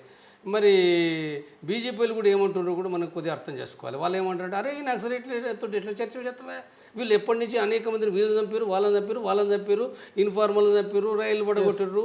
అంటే అలా వాళ్ళు అనుకున్న దాంట్లో కొన్ని తప్పులు ఉన్నాయి, కొన్ని మంచి ఉన్నాయి మావోయిస్ట్ పార్టీ ప్రకారం. కానీ అయినా హింసే కదా అది. హింస ఇంతమందిని చంపినప్పుడు మా పార్టీ వాళ్ళని కూడా చంపారు కదా, మా ఏబీపీ వాళ్ళని చంపారు, అనేక మంది చంపారు. ఆ చంద్రమోహన్ అంటే నాకు కూడా చంపడానికి బాంబు పెట్టిండే చంద్రమోహన్ ఎస్పీ ఆయన అంటుండు. కాబట్టి వీళ్ళని ఎట్లా నమ్ముతామా, వీళ్ళని ఇది కాదు ఇంకా వాళ్ళు అదే ఉన్నారు కాబట్టి గట్టినే జరుగుతుంది. ఇంకా చర్చలు చేస్తే వాళ్ళు ఏం చేస్తారు, చర్చలు అనేది ఏంటంటే వాళ్ళు అన్నీ ఎత్తుగడలు వేసారు, ఏం చేశారు 2004 పూట అని చెప్పి వాళ్ళు మాట్లాడతారు. మరి వాళ్ళు అది మాట్లాడతారు. ఇప్పుడు లెఫ్ట్ అనే వాళ్ళు కొంతమంది అంటే ఇప్పుడు తగ్గింది. కానీ ఇప్పుడు నీ ప్రశ్నకు నేను చెప్పాలంటే ఈ ప్రశ్న అంటే వాళ్ళు గోల్వాల్కర్ ఏదో ఈ చరిత్ర, బీజేపీ చరిత్ర ఇవన్నీ మాట్లాడుకుంటే అంటే పాతయన్ని తవ్వుకుంటా ఇవన్నీ తవ్వితే అంటే ఇట్నే సరుచుకుంటూ పోవాలన్నా నా ప్రశ్న. వీళ్ళందరూ చావాలన్నా, మావోయిస్టులు చావాలి, పోలీసులు చావాలి, ఇన్ఫార్మర్లు చావాలి, ఆదివాసులు చావాలి, ఇదేనా? రాజ్యాంగం ఏం చెప్తుంది, మనం ఏమంటున్నాం, రాజ్యాంగం ఏం చెప్తుంది, రాజ్యాంగం 21 ఆర్టికల్ చెప్తుంది ఎవరు చనిపోకూడదని అంటుంది.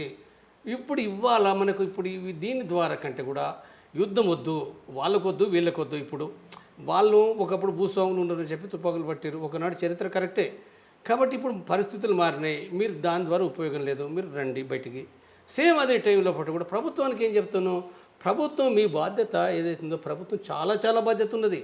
అసలు చర్చలకు మేము ఉండు కాదు, మీరు పిలవలసింది మీరే, ఎన్నడో పిలవాలి.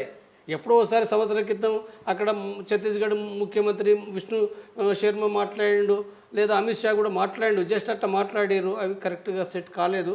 మాట్లాడిన మాట వాస్తవే, రండి మీరు ఎక్కడి నుంచైనా మాట్లాడి అన్నమాట వాస్తవమే. మావోయిస్టులు తర్వాత దాన్ని వ్యతిరేకించారు, ఏంటిది చంపుకుంటున్న చర్చలు అంటున్నాం అనేది సంవత్సరం క్రితం అన్నమాట వాస్తవమే. మేము మరి ఇప్పుడు మేము చెప్తున్నది ఏంటంటే ఇప్పుడు ప్రభుత్వానికి నీకే బాధ్యత ఉన్నది, మేము కాదు. నీ బాధ్యతను ఏంటంటే నువ్వు ఎవరు తప్పు చేసినా, సపోజ్ ఇప్పుడు కొంతమంది స్మగ్లర్లు ఉన్నారు, దొంగలు ఉన్నారు, లంగలు ఉన్నారు, వాళ్ళకాడ తుపాకులు ఉన్నాయి, పిస్టల్ ఉన్నాయి కదా, బాంబులు ఉన్నాయి కదా, వాళ్ళు చేస్తలేరా, అక్కడక్కడ చేస్తారు కదా. అంటే అట్లా ఉన్న వాళ్ళని చంపుతావా, రాజ్యాంగం చెప్తుందా?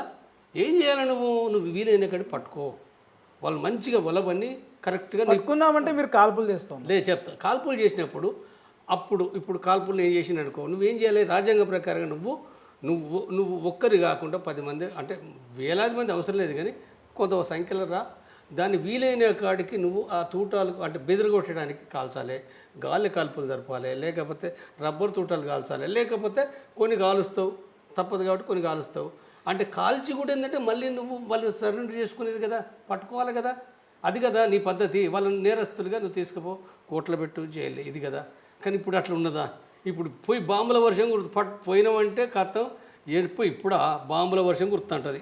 మొత్తం వేల మంది పోయి మొత్తం ఆటో AK-47 ఇజ్రాయెల్ వెపన్లు పట్టుకొని ఆ తూట ఒక కాల్పులు పెడితే పట మొత్తం 30 తూటాలు 50 తూటాలు, లేకపోతే దాని చైన్ సిస్టమ్ కూడా వచ్చింది, మిషన్ గన్లు వచ్చినాయి, రాకెట్ లాంచర్లు వచ్చినాయి, విపరీతంగా రాకెట్ లాంచర్స్ తోటి ఆ బాంబులు పడతా అంటే దద్దరేలిపోతుంది. నువ్వు ఇక్కడ దాన్ని అది కంట్రోల్, నువ్వు యుద్ధం చేస్తున్నావు, ఇది యుద్ధం కదా, యుద్ధం అన్నారు. ఇది ఒకప్పుడు భారతదేశంలో మొత్తం 11-12 రాష్ట్రాల్లో మావోయిస్టులు చాలా బలంగా ఉండేవాళ్ళు. బంద్కు పిలిపిస్తే రోడ్ల మీద పిల్ల పీచు కూడా కనిపించేది కాదు. ఇప్పుడు జస్ట్ ఒక 2 రాష్ట్రాలకు 3 రాష్ట్రాలకు పరిమితం, అది కూడా కొద్ది సంఖ్యలో. సో 77% మావోయిస్టులను 10 ఏళ్ళుగా బీజేపీ ప్రభుత్వం అధికారంలో ఉన్న 10 ఏళ్ళుగా 77% మావోయిస్టులను మేము కంప్లీట్గా లేకుండా చేసినాం. ఇక 33% ఉంది. ఈ సంవత్సరంలోగా అది పూర్తి చేస్తామని చెప్పేసి అటు అమిత్ షా ఎవరైతే ఉన్నారు, మోడీ అమిత్ షాలు పదే ప్రకటిస్తూ ఉన్నారు. మావోయిస్టులపై కాల్పులు జరుగుతూ ఉన్నాయి, చచ్చిపోతూ ఉన్నారు, లొంగిపోతూ ఉన్నారు, వాళ్ళ డంపులు స్వాధీనం అవుతూ ఉన్నాయి, వాళ్ళ రహస్య సొరంగాలలోకి వెళ్ళి అక్కడ ఏం దాచుకున్నారు వాళ్ళు అన్ని బట్టబయలు చేస్తూ ఉన్నారు. వాళ్ళు ఎక్కడ తలదాచుకునే పరిస్థితి లేదు. ఒకప్పుడు ఆదివాసులు కావచ్చు, గ్రామీణ ప్రాంతాల్లో గుడిసెల్లో ఉండేవాళ్ళు, ఊర్లలో ఉండేవాళ్ళు, పిలిచి అన్నం పెట్టేవాళ్ళు. ఇప్పుడు వాళ్ళకి ఆహారం దొరకడం లేదు, ఆర్థికంగా సంబంధించి మొత్తం టైట్ అయిపోయింది. సో వాళ్ళు పోరాడే పరిస్థితుల్లో లేరు కాబట్టి శాంతి చర్చలు అంటున్నారు, యుద్ధం ఆపాలంటున్నారు అని చెప్పేసి అంటున్నారు. నిజంగా పూర్తిగా బలం తగ్గిపోతుందా? ఇప్పుడు నేనేం చెప్తున్నంటే బలం తగ్గిన మాట వాస్తవమే. నేను చెప్పడం కానీ మావోయిస్ట్ పార్టీ ఎప్పుడో గుర్తించేది, కొత్తగా వాళ్ళకి తెలియదేం కాదు. అన్ని విషయాలు వాళ్ళు బలం తగ్గడం పెరగడం ఎట్లా ఉందో వాళ్ళకి తెలుసు. వాళ్ళు రాసుకుంటారు కూడా, వాళ్ళకి చాలా స్పష్టంగానే రాసుకుంటారు. అంటే వాళ్ళ పార్టీ బలం తగ్గింది, ప్రజా సంఘాల బలం తగ్గింది, రిక్రూట్ కూడా తగ్గింది. తర్వాత యుద్ధం లోపల కూడా గతంతో పోల్చుకుంటే చాలా తగ్గింది. యుద్ధం చేయడంలో కూడా తగ్గిన మాట వాస్తవమే. ఇబ్బందులు కూడా ఉన్నమాట కూడా వాస్తవమే. ఇబ్బందులు లేవని కాదు, ఉన్నాయి. కాబట్టి అయితే ఇబ్బందులు ఉన్నప్పుడు కూడా కమ్యూనిస్టులు ఎప్పుడు కూడా మనం గుర్తుపెట్టుకోవాల్సింది ఏంటంటే, మొత్తం చరిత్రలో సిద్ధాంతం చెప్పేదైనా ఆచరణ అయినా ఎన్ని కష్టాలు ఉన్నప్పటికీ కూడా కొన్ని సందర్భాల్లో వెనుకంజ ఉంటాయి, కొన్ని నష్టాలు ఉంటాయి, మళ్ళీ ముందుకు పోతాం. అంటే వాళ్ళ బలం ఎక్కడ? అసలు బలం ఏంటంటే ప్రజల బలమే. ఎప్పుడు మావోయిస్టులు అంటే మావోయిస్టుల బలం అంటే ప్రజలే చరిత్ర నిర్మాతలు అంటుండ్రు కదా. అంటే ఆ ప్రజలే చరిత్ర నిర్మాతలు చేయడానికి ప్రజల్ని ఆర్గనైజ్ చేస్తారు, ప్రజల్ని సంఘటితపరుస్తారు. ప్రజలలో వివిధ నిర్మాణాలు చట్టబద్ధంగా పోరాడడానికి అనేకమైన ప్రజా సంఘాలు, రైతులను కావచ్చు, కార్మికులను కావచ్చు, విద్యార్థులు కావచ్చు, మేధావులు కావచ్చు, లేదా అందులో రంగాల్లో బట్టి కార్మికులు అంటే కూడా 100 రకాలు ఉన్నారు. డ్రైవర్స్ ఉన్నారు, ఫ్యాక్టరీలు పనిచేసే వాళ్ళు ఉన్నారు, రకరకాలు ఉన్నారు, అసంఘటిత కార్మికులు ఉన్నారు, కార్మికులు ఉన్నారు, రైతులు ఉన్నారు, కూలీలు ఉన్నారు, విద్యార్థులు ఉన్నారు, అంటే ప్రభుత్వ స్కూల్ విద్యార్థులు ఉన్నారు, ప్రైవేట్ స్కూల్ విద్యార్థులు ఉన్నారు. అనేక విషయాల్లో పట ఇక్కడ లేదా కులం సమస్య ఉన్నది, మతం సమస్య, వీటన్నిటిపైన కూడా ప్రజల్ని సంఘటితపరిచి చైతన్యవంతం చేయాలి. సంఘటితపరచడమే కాదు, చైతన్యవంతం చేయాలి. ఏం చైతన్యం? రాజకీయాలంటే సోషలిస్ట్ రాజకీయాలు, మనం కొత్త రాజ్యం తెచ్చుకోవాలి, సమానత్వం కలిగిన రాజ్యం తేవాలి, ఇవన్నీ చెప్పాలి కదా. ఇవన్నీ చెప్పాలంటే నువ్వు ఏం చేస్తున్నావు? నువ్వు ఇప్పుడు అడవిలో ఉన్నావు, నువ్వు పరిమితమైనవు, నీకు ఇది అవుతుందా? ఆదివాసులతో అవుతుందా? ఆదివాసులు సరే యుద్ధంలో పాల్గొనరు, త్యాగాలు చేస్తారు, గొప్ప పని. వాళ్ళ కోసం వాళ్ళే కాదు, వాళ్ళు మొత్తం భారతదేశానికే చేస్తారు. వాళ్ళ కోసమే చేస్తలేరు, చేస్తున్నారు. మరి ఇప్పుడు వీళ్ళందరూ కావాలి కదా, వీళ్ళందరూ ఎట్లా చేస్తావు నువ్వు ఇది కదా. మరి ఇది లేదు కాబట్టి ఇప్పుడు ఇవాళ వాళ్ళకి పరిస్థితులు అర్థమవుతున్నాయి కాబట్టి, అర్థమవుతున్నప్పుడు వాళ్ళు మార్చుకోవాలనే విషయాన్ని చెప్తున్నాం. మనం వాళ్ళకు విజ్ఞప్తిపూర్వకంగానే మనం చెప్తున్నాం, వీళ్ళకు విజ్ఞప్తిపూర్వకంగా చెప్తున్నాం.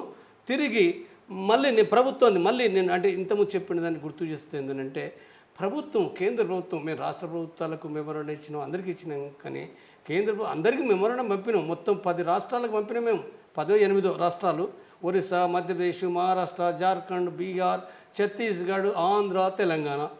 అంటే గెరిల్లా దళాలకు సంబంధించిన ఉంది, తక్కువనో ఎక్కువనో, ఛత్తీస్గఢ్లో ఎక్కువ కావచ్చు, అన్ని రాష్ట్రాలు ఉంది, కొంత అటో ఇటో. కాబట్టి రాష్ట్ర ప్రభుత్వం ముఖ్యమంత్రులను పంపినాం, ప్రత్యేకించి కేంద్ర ప్రభుత్వం ప్రధానమంత్రి అమిత్ షాకు మేము విజ్ఞప్తి చేస్తూ, మీరు ఇప్పుడు మావోయిస్టులు ఏదైందో గతం లాంటిది కాదు, మీరు ఇది అర్థం చేసుకోండి. ఇప్పుడు ఇది ఏదిందో స్థిరమైన శాంతి నెలకొల్పే విధంగా ఉంది. వాళ్ళ యొక్క 3 ప్రకటనలు మనం గమనించినప్పుడు ఇదంతా ఉంది. కాబట్టి మీరు దీన్ని తప్పనిసరిగా మీరు ఆలస్యం చేయకుండా, ఆలస్యం చేసిన మరణాలు జరుగుతాయి కదా. మరణాలు జరిగితే మీరు చంపితే 10 మంది, 20 మంది, 50 మంది చంపుతారు. ఏంటి మీకు ఏమవుతుంది? మీరు చంపగలుగుతారు, చంపలేరని కాదు.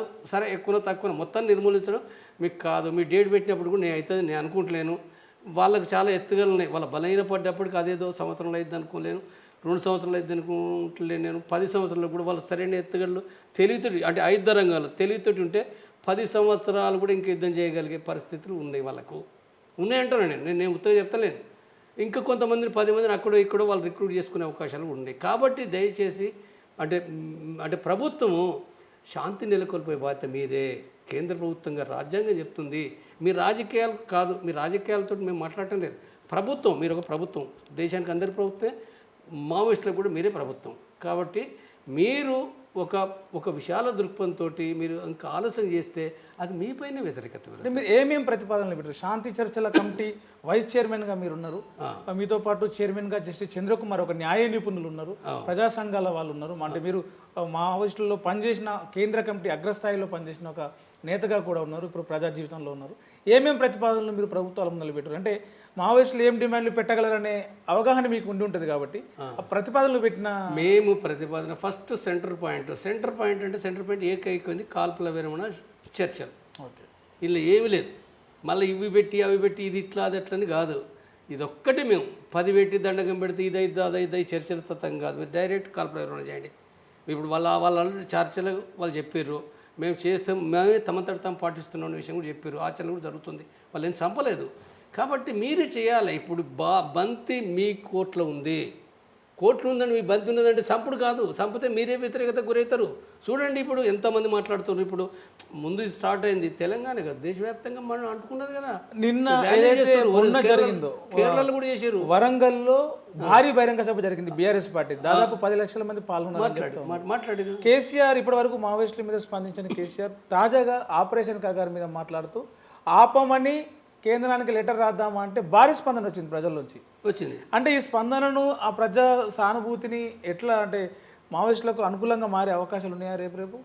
అంటే మావోయిస్టులకని కాదు. ఇప్పుడు ఇక్కడ విషయం ఏంటంటే వీళ్ళకి అనుకూలం వాళ్ళ అనుకూలం మేము చర్చించాం, అది తప్పది. మేమంటే సమాజానికి ఉపయోగపడుతుంది, ప్రజలకు ఉపయోగపడుతుంది, మావోయిస్టులకు ఉపయోగపడుతుంది, పోలీసులకు ఉపయోగపడుతుంది, ఇన్ఫార్మర్లకు ఉపయోగపడుతుంది, ఆదివాసీ ప్రజలకు ఉపయోగపడుతుంది. మొత్తం సమాజం కదా, మొత్తం సమాజం కాదు. నీ ప్రభుత్వానికి కూడా ఉపయోగపడుతుంటున్నా. లక్షల కోట్లు ఎందుకు పెడుతున్నావు వేస్ట్? ఆ బడ్జెట్ ఏదో నువ్వు విద్యకు పెట్టు, ఆరోగ్యాన్ని పెట్టు, ఎన్నో పెట్టు. ఎంతమంది సైన్యాన్ని చూడు, సైన్యం అంతమందిని లక్షల సైన్యం పెట్టి ఎన్ని కోట్లు, ఏంటిది ఖర్చు ఏంది? ఆ ఖర్చు పెట్టే వాళ్ళు నువ్వు అభివృద్ధి కోసం చేయి, నువ్వు అభివృద్ధి అని అంటున్నావు చేయి, నువ్వు అదే చేయి. తర్వాత ఈ మూట ఎందుకు కట్టుకుని సంపిను మూట నీకే వస్తుంది కదా. ఇప్పుడు చూడు సంవత్సరం సరే మావోయిస్టులు గతంలో చేసారు వేరు, ఇప్పుడైతే నీకే వస్తుంది పేరు, నీకు వస్తుంది కాబట్టి ఎందుకు నీకు పేరు? అశోకులు లాంటి వాడు, అశోక చక్రవర్తి మొత్తం భారతదేశం అంతా కూడా దండయాత్రలు, ఒరిస్సా దండయాత్ర చేస్తూ ఆయన ఆఖరికి చివరికి ఆయన జ్ఞానోదయమైంది. ఇంతమందిని చంపి నేను చేసేది ఏముంది ఈ రాజ్యం అని చెప్పి జ్ఞానోదయమే ఆఖరికి ఏంటంటే యుద్ధం చేయనని చెప్పి ఆయన శపథం చేసిండు. బౌద్ధ మొత్తంలో కానీ శపథం చేసి చరిత్ర ఉంది కదా. కాబట్టి ఎందుకు మీరు ఇప్పటికైనా అంటే ఒక ప్రధానమంత్రి, మీరు అమిత్ షా గారు మీరు ఆలోచించి చరిత్ర తవ్వుకురు కాదు, మీరు ఈ అన్ని పట్టుబట్టి చేసుడు కాకుండా నేను నిర్మూలిస్తా లేకుండా చేస్తాను. మీరు ఏమొస్తుంది నిర్మూలన చేస్తే ఏమొస్తుంది? ఏం సాధిస్తారు మీరు? ఏమి సాధించలేరు. నేను చెప్తాను కదా, ఏమి సాధించలేరు. మీరు మూట కట్టుకుంటారు. భగత్ సింగ్ని చంపిన వాళ్ళు ఏమొచ్చింది చెప్పు? ఉరిదీశారు, వద్దన్నారు ప్రజలు. బ్రిటిష్ వాళ్ళు చేశారు. బ్రిటిష్ వాళ్ళు మంచి వాళ్ళు అయినరా? ఈ దేశంలో మంచి వాళ్ళేం కాలే. లేదా ఆజాద్ చంద్రశేఖర్ చంపారు, అల్లూరి సీతారామన్ చంపారు. అల్లూరి సీతారామరాజు ఒక ఆదివాసీ ప్రజల లోపల అదైనాయన్ని ఆయన్ను అంటే కథల్ని ఆయన పిలిపించి చంపారు, సరెండర్ అయ్యండి సంపరైతే చంపారు. ఏమొచ్చింది? మీరు అల్లూరి సీతారామన్ చంపితే మొత్తము మరి ఆంధ్ర రాష్ట్రం అంతా కూడా అంటే బ్రిటిష్ వలసవాద వ్యతిరేక పోరాటానికి అది ఊపించింది కదా. ఇలాంటి అన్నీ మీకేమవుతుంది? ఇప్పుడు తాత్కాలిక మీకు ప్రయోజనం కలవచ్చు కాక మిలిటరీ విజయాలే, రాజకీయ విజయాలు కావు, మిలిటరీ విజయాలు. కాబట్టి మీకు రాజకీయంగా మీరు లబ్ధి పొందాలంటే మీరు ఈ శాంతి చర్చలు చేయండి, మీకు బీజేపీకి బ్రహ్మాండాన్ని పేరు వస్తుంది. స్ట్రైట్గా ఒక క్వశ్చన్ అడుగుతున్నా, మీ బలం తగ్గిపోయిందని మీరే ఒప్పుకున్నారు. మీరు కాదు, మావోయిస్ట్ పార్టీ. మీరు మీన్స్ ఎస్ మాజీగా మీరు ఉన్నారు కాబట్టి మావోయిస్ట్ పార్టీ. నేను శాంతి కమిటీ వైస్ చైర్మన్గా నేను అంతే, నేను వాళ్ళ పార్టీ సభ్యునిగా. మీరు గమనించిన ఆ పార్టీ లోపల నాకు ఏమీ సంబంధం లేదు భౌతికంగా. విషయాలు వాళ్ళకి మాట్లాడుతాను, చరిత్ర తెలిసింది కాబట్టి మాట్లాడుతాను. మీరు గమనించినంత వరకు మావోయిస్టుల బలం తగ్గిందని చెప్పేసి ఒక గమనించిన అంశం. సో బలం అంటే ఒక సినిమాలో ఉంటుంది డైలాగు, ఆ యుద్ధం చేయలేనప్పుడే శాంతి గురించి సంధి గురించి మాట్లాడుతారు అని చెప్పేసి. ఇన్ని రోజులు యుద్ధం చేసారు, ఇప్పుడు యుద్ధం చేసే బలం లేదు కాబట్టి సంధి గురించి మాట్లాడుతున్నారు అని ఇది బీజేపీ రేపు వాదన తెర మీకు తెచ్చింది అనుకోండి, ఏం సమాధానం ఉంటుంది అటువైపు? సమాధానం ఎందుకు లేదు, చాలా ఉన్నాయి దాంట్లో సమాధానాలు తెలియకుండా. ఇప్పుడు మావోయిస్ట్ అయినా నేనేనే చెప్పేది, పరిస్థితులను బట్టి మన పోరాట రూపాలు ఉంటాయి, పోరాట ఎత్తుగడలు చెప్పాను. పోరాట రూపాలు, పోరాట ఎత్తుగడలు మనకు తోసిందే పద్ధతి అనేదో లేకపోతే వీరులం శూరులం అని చెప్పి తొడగొట్టుకుంటా జీవితాంతం ఉండు కాదు. అంటే దాని అర్థం లొంగుబాటు కాదు, మళ్ళీ లొంగుబాటు కాదు. లొంగుబాటు లేకుండా పోరాట రూపాలు మారుస్తారు, ఎత్తుగడలు మారుస్తారు. అని ఉదాహరణకు చూడండి, ఇప్పుడు కొండపల్లి సీతారామన్ 70 ఏళ్ళ లోపల అంటే ఆనాడు వర్గక్షేత్ర నిర్మూలన అని చెప్పి భూస్వాములను దొరలు తప్పుకుంటుంటే ఆ తప్పుడు సిద్ధాంతం కొండపల్లి సిద్ధాంతం చెప్పినా వినకపోతే ఆయన ఆ సాయుధ పోరాట విరమణను ప్రకటించాడు కొండపల్లి సీతారాం 70 ఏళ్ళ ఒకట. అంటే ఆయన ప్రకటిస్తే కొంతమంది తిట్టిరు, అరే ఇదేందా ఇది ఇక్కడ కథ కొండపల్లి సాయుధ పోరాట విరమణే చెప్పిండు ఆయన. మనం చేసింది లేదు సాయుధ పోరాటము, మనకి ఏంది ఇది, మరి ఏం వర్గక్షేత్రం ఏందని చెప్పిండు. చాలా పార్టీ తర్వాత కన్విన్స్ అయింది, క్రమంగా కన్విన్స్ అయింది. కాబట్టి ఇక్కడ ఏందనంటే మీ సాయుధ పోరాటం ఇప్పుడు పరిస్థితులను బట్టి మార్చడం అనేది ఉందో, పరిస్థితులు ఏంటిది, పరిస్థితులు ఆ యుద్ధాన్ని బట్టి భయపడరు. నేను చెప్పిందంటే యుద్ధాన్ని బట్టి ఎవరూ భయపడరు.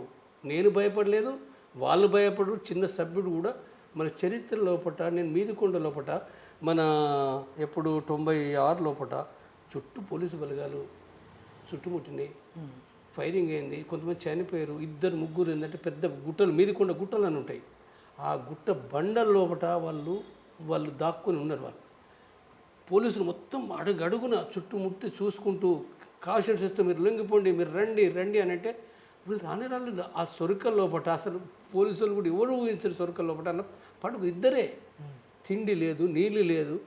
మొత్తం 3-4 రోజుల తర్వాత పోలీసులు అంతా వెళ్ళిపోయిన తర్వాత వచ్చారు. అంటే ఎట్లుంటుందని అంటే దీంట్లో అంటే ఇటువంటి చరిత్రలు చాలా ఉన్నాయి. కమ్యూనిస్ట్ పార్టీ లోపట చివరి వరకు పోరాడారు, లొంగి అట్లా ఉండదు. సరే కొన్ని సందర్భాలు ఇప్పుడు పార్టీ నుంచి బయటకు లొంగిపోవడం వేరు, నేను బయటకు వచ్చింది వేరే. నేను లొంగిపోయినా, నేను ధైర్యంగా చెప్తాను. నన్ను ఎవడో మీడియాలో కూడా తిడతాడు ఈయన లొంగిపోయినని. నేను లొంగిపోవడానికి వేరే కారణం. అంటే పార్టీ లోపల మార్గం ప్రకారం ఏంటంటే చివరి వరకు కూడా ఏంటంటే అది ఆ పోరాట అది ఉంటుంది, దాని ప్రకారంగా వాళ్ళు పనిచేస్తారు వాళ్ళు. కాబట్టి వాళ్ళు ఏదో ఇప్పుడు మరి అట్లనంటే మరి లొంగేందుకు పోతలేరు. పోనీ మాట వరుసగా ఎంతమంది లొంగిపోయినరా? ఎవరైనా నాయకులు లొంగిపోయినరా? ఎవరైనా మెయిన్ క్యాడర్లు లొంగిపోయినరా? ఎవరు 100 మంది 300 మంది ఎవరు? వాళ్ళు గ్రామ ప్రజలు 99% మంది. అందులో 2-3 డీవీసీ మెంబర్లు వాళ్ళ ఇంటికి వద్దాం అనుకున్నారు, వచ్చిన వాళ్ళు అది వేరే, కొంతమంది వస్తారు. కానీ ప్రజలను పట్టుకొని నువ్వు తీసుకొచ్చి లొంగుబట్లని అంటున్నావు కదా, వాళ్ళకి 25,000 ఇచ్చినావు కదా, 25,000 30,000 ఇస్తే ఊళ్ళో ఉన్నాడు 25,000 అయినా సరే మంచిది అనుకుంటాడు కదా. రాకపోతే మళ్ళీ కేసులు జైలు ఇళ్ళతో ఏం తిప్పరు, పోతే అయిపోద్దని వాళ్ళు అనుకుంటారు, ఇది కదా. కాబట్టి ఇక్కడ వాళ్ళ పద్ధతి ఏంటంటే ఇప్పుడు మేము కూడా ఏం చెప్తాం, మేము లొంగిపోండి అని అంటలేం కదా, శాంతికంటే మేము అనలేదు, వాళ్ళు కూడా లొంగిపోరు, అట్లా లొంగిపోరు మాకు తెలుసు. కాబట్టి ఏమంటుందంటే పరిస్థితులు మొత్తం టోటల్ సమాజం మారిందని చెప్తున్నాం. పోలీసులు ఎక్కువ తక్కువ కాదు, డ్రోన్ల నుంచి కూడా కాదు, నీ ఆయుధాల నుంచి కూడా వాళ్ళు భయపడరు. నేను చెప్తాను ఆయుధాలు వాళ్ళకి తెలియదు, ఆయుధాలు కొత్త అయ్యాలా 2009లో నాకు తెలుసు, మేము సీఎంసీలో ఉన్నా నేను ఆనాడే డ్రోన్ల గురించి లెటర్ రాసినాం, డ్రోన్లు వస్తాయి మనం ఎట్లా రక్షించుకోవాలి, ఎట్లా పోరాడాలని. ఇంటెలిజెన్స్ వాళ్ళకి తెలుసు సర్కులర్ చూసిరో చూడలేదో. అంటే ఇప్పుడు ప్రధాన కాబట్టి ప్రజలకు తెలియదు ఉన్నాయి, డ్రోన్లు ఉన్నాయి, అయినా వాళ్ళ పద్ధతులు ఉంటాయి, వాళ్ళ జాగ్రత్తలు ఉంటాయి. కానీ సమస్య ఎక్కడ ఉందని అంటే వాళ్ళకి ప్రజలు ఎక్కువ ఉన్నారనుకో, సైన్యం పెరిగిందనుకో, డ్రోన్లు ఏం చేస్తాయి? వియత్నాం లోపల ఈ డ్రోన్లు కాదు, వీటి తాతలతో పోరాడు. అమెరికా సైన్యం లక్షలాది పెద్ద మిలిటరీ విమానాలు, హెలికాప్టర్లు, బాంబులతోటి వాడు 5 లక్షల సైన్యంతో వస్తే వాడే దెబ్బతిని పీకింది పర్మనెంట్ వాడే పిచ్చిలేసింది వాళ్ళకు. వియత్నాం చిన్న దేశం, గెరిల్లా చాలా చిన్న సంఖ్య, వాళ్ళ ప్రజల బలం ఉన్నది, ప్రజలను ఆర్గనైజ్ చేసారు. ప్రతి వ్యక్తి తుపాకి పట్టిండు, సొరంగాలు తవ్వారు, ఎన్నో చేసారు వాళ్ళు. మరి విముక్తి చేసుకున్నారు. మావోయిస్టులు ఈ కమ్యూనిస్టుల ఉద్యమ పంత, వాళ్ళ మొండి పట్టుదల, మొండి ఉద్యమం తెలుసు కాబట్టే బీజేపీ శాంతి చర్చలకు రావట్లేదు. ఖచ్చితంగా వీళ్ళని మొత్తానికి మట్టు పెట్టాలనే ప్లాన్ తోని, ఆ కసితోని ఉన్నదని చెప్పేసి ఇప్పుడు సిచ్యువేషన్ అట్లా. ప్రభుత్వానికి అట్లా ఉండకూడదు కదా, ప్రభుత్వం కసి ఉండకూడదు కదా, పగ ఉండొద్దు. ప్రభుత్వం అంటే చాలా ప్రభుత్వంలో పార్టీ కదా, పార్టీ రాజకీయాలు ఏమైనా కానివ్వండి, పార్టీ రాజకీయాలు ఒక్కొక్క పార్టీ రాజకీయాలు ఉంటాయి. కానీ ప్రభుత్వ నేతగా అక్కడ ప్రధానమంత్రి, ఒక హోమ్ మినిస్టరు, ఒక అధికారులు ఎవరైతే ఉన్నారో ఖచ్చితంగా ఆ కుర్చీకున్న విలువ, తను శపథం చేసిన దాన్ని బట్టి ఏంటంటే తను నిర్వహించాలి తప్పనిసరిగా. అన్ని రాజకీయాలు మాట్లాడలేరు సరే, కొంత అటు ఇటు ఉండడం వేరు, కానీ రాజకీయాలు కాకుండా నువ్వు ప్రభుత్వాధినేతగా చేయి. ఇప్పుడు నిన్ను కూడా ఇప్పుడు మేము రాజకీయాలు మాట్లాడటం లేదు కదా, ఇప్పుడు వాళ్ళు కూడా మావోయిస్టులు కూడా వాళ్ళు కూడా అన్నారు కదా మేము చర్చలో సిద్ధమే అని చెప్పి. వాళ్ళు ఏమీ తర్వాత రూపేష్ సూడు ప్రకటనలు చాలా ఉందాగా, చాలా బ్యాలెన్స్గా బ్రాడ్గా ఉన్నాయి. మేము చర్చలకు వస్తాము, మేము ఇవన్నీ చేస్తున్నాం, మీరు నమ్మండి అని చెప్పి. అంటే ఉప ముఖ్యమంత్రి, ఛత్తీస్గఢ్ ఉప ముఖ్యమంత్రి చర్చలు అంటే కూడా స్వాగతించండి కదా. స్వాగతించినట్టే ఇప్పుడు కొంతమంది అక్కడ ఛత్తీస్గఢ్ అన్నారట, అరే ఈ మావోయిస్ట్ పార్టీ తర్వాత ఈ బీజేపీ వీళ్ళంతా షార్ట్ గాడ్ సంబంధం అయింది, వీళ్ళ అక్రమ సంబంధం ఏర్పడింది అని అన్నారట. ఏమక్రమ సంబంధం? దాన్ని స్వాగతించడం తప్పేముంది రూపేష్? సరైనది అది. రూపేష్ ఎప్పుడు సరైనది అది. స్వాగతించడం తప్పే ఉంటుంది. నిన్న రేవంత్ రెడ్డి కూడా నేను స్వాగతించిన. స్వాగతించంటే కాంగ్రెస్ నేను ఒకటేనమా? గయ్యం మాటలు అవి. ఒక మంచి విషయం పేర్కొన్నప్పుడు మనం దాన్ని అట్లా అభినందించడం సరైందే. కాబట్టి ఏమీ లేదు. ఇప్పుడు ఇక్కడ చర్చలు జరగాలి కాబట్టి తిట్టుకుంటే చర్చలు జరుగుతాయా? తిట్టుకుంటే ఒకరినొకరు గౌరవించాలి కదా. నువ్వు పెద్ద శక్తి ప్రభుత్వం, గౌరవించాలంటే చాలా పెద్ద శక్తి ప్రభుత్వం. అది ఆ పెద్ద అంటే మావోయిస్టులు చిన్న శక్తి అయినప్పటికీ వాళ్ళ శక్తి వాళ్ళకి తెలుసు. వాళ్ళకేం తెలియకుంటలేదు. కాబట్టి ఏంటంటే వాళ్ళు నిజాయితీగా వాళ్ళు చర్చలకు అంటున్నారు. స్థిరమైన శాంతి కోసం వాళ్ళు శాంతి చర్చల కమిటీ ఇచ్చిన పిలుపును స్వాగతించారు వాళ్ళు. మనం గుర్తుపెట్టుకోవాలి. మాట్లాడుతూ ఒక టాపిక్ మధ్యలో డైవర్ట్ అయిందన్న, ఏంటంటే శాంతి చర్చల కమిటీ పెట్టిన ప్రతిపాదనలు ఏంటనేది కాల్పుల విరమణ అని ఒకటి చెప్పారు. ఇంకేమైనా ఉన్నాయా? ఇప్పుడు ఈ కాల్పుల విరమణ వచ్చిన తర్వాత ఏం జరుగుతుందంటే నెక్స్ట్ అంటే ఇప్పుడు వాళ్ళు వస్తారు, రావాలి, ఒకరో ఇద్దరో ముగ్గురో వాళ్ళు ఎంచుకునే దాన్ని బట్టి అంటే కేంద్ర కమిటీ తరఫున వాళ్ళు ఎవరిని పంపిస్తారో దానికి మొత్తం పార్టీకి ప్రాతినిధ్య విధంగా వాళ్ళు పంపిస్తారు. ఇక్కడ ఉన్న వాళ్ళు సాయం తీసుకుంటారు, అక్కడ జరుగుతాయి చర్చలు. ఉన్న దాంట్లో వాళ్ళు ముందే ఆలోచించుకొని వస్తారు కదా. ముందే వచ్చేటప్పుడు ఏంటంటే ఇప్పుడు ఫస్టే ప్రభుత్వం నేను చెప్పేదంటే వాళ్ళు ప్రజా డిమాండ్లు కొన్ని పెడతారు. ఏం పెడతారు? వాళ్ళు గతంలాగా గుంతమ్మ కోరికలు పెట్టరు. అవి పెట్టి అంటే ఇప్పుడు తెగకుండా ముడిపడే పెట్టరు కూడా. వాళ్ళు విజ్ఞత, ఎందుకంటే సమాజం మొత్తం చూస్తుంది. లక్షల కోట్ల కళ్ళు ఉన్నాయి. నీ డిమాండ్ని బట్టే ఫస్టే ప్రభుత్వం ఆమోదిస్తుందా లేదా, నువ్వు ఏ డిమాండ్లు పెడుతున్నావు అని దాన్ని బట్టి ఈ నెరవేరేటియా గవర్నమెంట్ ఒప్పుకుందా, వీళ్ళంతా ఇది చర్చలు సాగరిచ్చేదా లేకపోతే ఇదంతా అడ్డకాలు వేస్తారా అనేది అర్థమవుతుంది, అందరికీ అర్థమవుతుంది. తర్వాత అంటే నా ఉద్దేశంలో మావోయిస్టు పార్టీ విజ్ఞతతోటే ఉంటుంది అనుకుంటున్నాను నేను. చాలా విజ్ఞత తప్పనిసరి ప్రదర్శిస్తుంది. గొంతమ్మ కోరికలు ఉండేవి. ప్రజల డిమాండ్లు తప్పకుండా పెడతారు వాళ్ళు. ప్రజల డిమాండ్లు పెడతారు. తర్వాత ఫస్టే వస్తుంది, మొదటి రోజే వస్తుంది, రెండో రోజే వస్తుంది. ఒకవేళ అవసరమైతే మెసేజ్ కూడా ఇవ్వాల్సి వస్తుంది. నష్టమేం లేదు వాళ్ళకు. నష్టం కూడా ఆయుధ విసర్జన అన్నారు కాబట్టి వాళ్ళు ముందు చెప్పవచ్చు. నా ఉద్దేశంలో చెప్పడంలో కూడా మునిగిపోయేది ఏమీ లేదు. పోనీ నేనేమంటున్నట్టు గవర్నమెంట్కు నేనేం చెప్తున్నా వాళ్ళు చెప్పిన మాటలన్నీ నేను ఎంత అంటే తెలియని కొంతమంది ఉన్నారు. నేను మాట్లాడే మాటలు కొంతమంది మావోయిస్టుల అభిమానులు అనుకునే వాళ్ళు కూడా తెలియదు. వాళ్ళకు తెలియకుండా కూడా జంపన కొంత ఎక్కువ చెప్తున్నాను అనుకోవచ్చు. నేను ఎక్కువ ఏం చెప్తాను, ఉన్నట్టు చెప్తాను. నేను విశ్లేషణ చెప్తున్నాను. నేను చాలా వ్యాసం కూడా రాస్తాను. నేను ఎందుకు అవి ఇప్పుడు శాశ్వతమైన శాంతి కోసం ఉన్నదని నేను చాలా స్పష్టంగా చెప్తాను. నాకేమీ వేరే ఉద్దేశం లేదు. కాబట్టి నా పిలుపు వేరే ఉంటుంది, వాళ్ళు ఉన్నది కూడా నేను విశ్లేషిస్తాను. కాబట్టి నాకు అర్థమైన విశ్లేషణ నేను చేస్తా. అది ఎట్లా పాతదానికి ఇప్పటిదానికి చాలా భిన్నమైన మౌలికమైన తేడా ఉంది. ఆ భిన్నమైన మౌలికమైన తేడా ఏంటిది? ఆ భిన్నమైన ఏంటంటే మొట్టమొదటిసారిగా వాళ్ళు ఇప్పుడు చర్చలకు పౌరస్పందనలాగా ఏళ్ళ కొద్ది చర్చలు అన్న తర్వాత వాళ్ళు ఏమనలే. ప్రభుత్వం అన్న తర్వాత వాళ్ళు ఏమనలే. ప్రభుత్వం వెనకటన్నది వేరే, వాదోపవాదాలకు ఏడాది కింద ముచ్చట దేవద్దు ఇక్కడ. ఇప్పుడు మొట్టమొదటగా శాంతి చర్చల కమిటీ పిలిపించింది. మార్చి 24వ తారీఖు పిలిపిస్తే వాళ్ళు 28వ తారీఖు వాళ్ళు రాశారు, 25కి రాశారు, 2కి రాశారా, సరే అవి రాస్తారు. కానీ 4వ తారీఖు మనకు బయటకు వచ్చింది. ఎన్ని రోజులు తింటే తేడా? ఇంత తక్కువ కాలం లోపల మావోయిస్టు పార్టీ నువ్వు ఇచ్చిన బట్టి ఏమర్థం చేసుకోవాలి చెప్పు? ఏమర్థం చేసుకోవాలి? సిద్ధంగా ఉందని అర్థం చేసుకోవాలి. ఉన్నది వాళ్ళకు ఉన్నది. అయితే వాళ్ళకి నమ్మకాలు లేవు. బీజేపీ చేయదని కూడా వాళ్ళకు కూడా ఉండొచ్చు. అందుకోసం వాళ్ళు ఇవ్వలేదు. కానీ శాంతి చర్చల కమిటీని కూడా వాళ్ళు ఎవరైనా చూసారు, ఏంటని చూసారు. వాళ్ళకేం నేనున్న సంగతి కూడా వాళ్ళకి తెలుసు. నేనున్న సంగతి కూడా జంపన్న ఉన్నాడు, ఇతరులు ఉన్నారు అనే విషయం కూడా తెలుసు. అంటే జంపన్న ఏదో మావోయిస్ట్ పార్టీ కాదు. మావోయిస్ట్ పార్టీ వాళ్ళు అనుకోరు, ఎవరు అనుకోరు. నేను అనుకోవట్లేదు, వాళ్ళు అనుకోరు. కానీ ఇతరులు ఉన్నారు, చంద్రకుమార్ ఉన్నారు, చాలామంది మీటింగ్లు జరుగుతున్నాయి. కాబట్టి ఇది ఏదైతుందో ఇది ఒక నిజాయితీగా పద్ధతిగా చేస్తున్నారు. కాబట్టి ఈ పరిస్థితుల పట్ల వాళ్ళు విధానాలు కూడా మార్చుకోవడానికి సిద్ధపడుతున్నది మనకు కనపడుతుంది. ఇదొక్కటి. తర్వాత నేను కూడా ఊహించను ఇంత తొందరగా ఇస్తారనేది. ఎవ్వరు ఊహించలే. మొత్తం మొదలైన తర్వాత మళ్ళీ కొంత ఎన్కౌంటర్లు కొన్ని జరిగినాయి, 2-3 చిన్న జరిగినాయి. రూపేష్ కూడా చాలా అదిగా ఇచ్చిండు. ఆయన ఇచ్చిన దాంట్లో కూడా మనం గమనిస్తే ఏ షరతులు పెట్టలేదు. ఆయన ఒకప్పుడు పోలీస్ క్యాంపులు తీసేయాలి, జైలును విడుదల చేయాలి, కేసులు తీయాలి, నిషేధం ఎత్తేయాలి, ఎన్నో పెట్టారు కదా 90లో కానీ 2004 కానీ 2లో కానీ. మరి ఇప్పుడు ఏమైనా ఉన్నాయా? ఏమీ లేవు.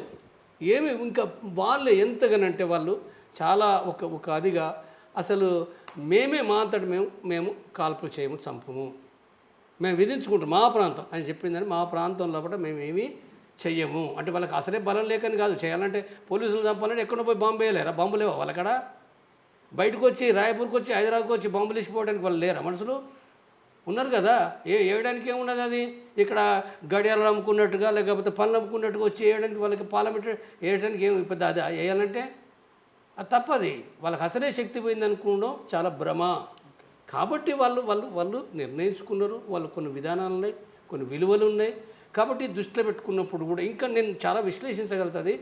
వాళ్ళు అంటే బయట ఉన్న వాళ్ళకి తెలివై కొన్ని విషయాలు, వాళ్ళు నిజాయితీగా శాంతికి వాళ్ళు ఆమోదం తెలిపిన వాళ్ళు. కాబట్టి వాళ్ళు తప్పనిసరిగా అంటే వాళ్ళు కూడా చెప్పారు, నేను ఒక్కరిని మాట్లాడతలేను, మా రాష్ట్ర కమిటీ తరఫున మా కేంద్ర కమిటీ తరఫున కొంతమంది అందుబాటులో ఉన్న వాళ్ళు మాట్లాడుకున్నాం, పీబీ మెంబర్లు కూడా మాట్లాడుకున్న అవగాహనని చెప్తున్నా. అయితే ఎక్కడో ఉన్నారు, ఒకరో ఇద్దరు నలుగురు కొంతమందికి అందరికి తెలవాలని ఏం లేదు.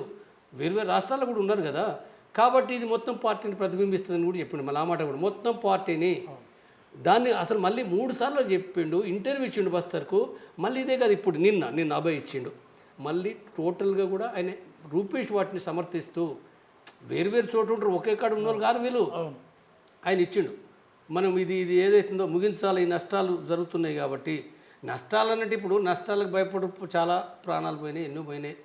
వాళ్ళు ప్రాణాల కోసం కాదు, కానీ టోటల్గా మొత్తం దృష్టిలో పెట్టుకున్నప్పుడు ప్రజల ప్రాణాలు పోతున్నాయి, మావోయిస్టు ప్రాణాలు కూడా పోతున్నాయి. కాబట్టి విధానమే మార్చుకుంటున్నప్పుడు అంటే ప్రభుత్వం కూడా సరిగ్గా జరిపితే వాళ్ళు ఇప్పుడు ఒకటే ముందే చెప్పొచ్చు కదా. అంటే మరి బీజేపీ ఏం చేస్తుందో వాళ్ళకి నమ్మకం లేదు. బీజేపీ కరెక్ట్గా కనుక ఉండి అంటే వాళ్ళు ఫస్ట్ కాల్పుల విరమణ ప్రకటించి నేను చెప్తాను కదా. ప్రభుత్వం నేను ఇప్పుడు ఈ సందర్భం కూడా చెప్తాను, భారత ప్రభుత్వం నరేంద్ర మోడీ కనుక కాల్పుల విరమణ ప్రకటిస్తున్నాం, మీరు శాంతి చర్చలకు రండి, మీరు సాయుధ పోరాట విరమణ చేయండి అని విజ్ఞప్తి చేయి. నేను చెప్తానా, వాళ్ళు వస్తారు, ఒకరు ఇద్దరు వస్తారు, ఆయుధాలు లేకుండా వస్తారు, మాట్లాడతారు. తర్వాత ఈ ప్రాసెస్ ఏదో ఎక్కువ టైం ఏం తీసుకోం, ఏమీ లేకుండా కూడా దాన్ని ముగించవచ్చు. అందరం ప్రజాస్వామ్యం చాలామంది ఉన్నారు, నేనే కాదు, ఎంతమంది 100 మంది ఇక్కడ తెలంగాణ, ఢిల్లీ అంతటా కూడా అందరు వస్తారు, అందరూ కాంక్షిస్తారు. ఇప్పుడు శాంతి యుద్ధం మూలంగా చాలా నష్టాలు జరుగుతున్నాయి. కాబట్టి దీన్ని మనం ముగింపు పలకాలి తప్పనిసరిగా. అది పలకడం ద్వారా మావోయిస్టు పార్టీస్ జరిగినాయి. ఇప్పుడు కొత్త చరిత్ర ప్రారంభించండి, మీ చరిత్ర చాలా గొప్పది, మీరు ప్రారంభించండి. బీజేపీ ఏదైందో ఇది కూడా దీనికి ఒక గొప్ప చరిత్ర.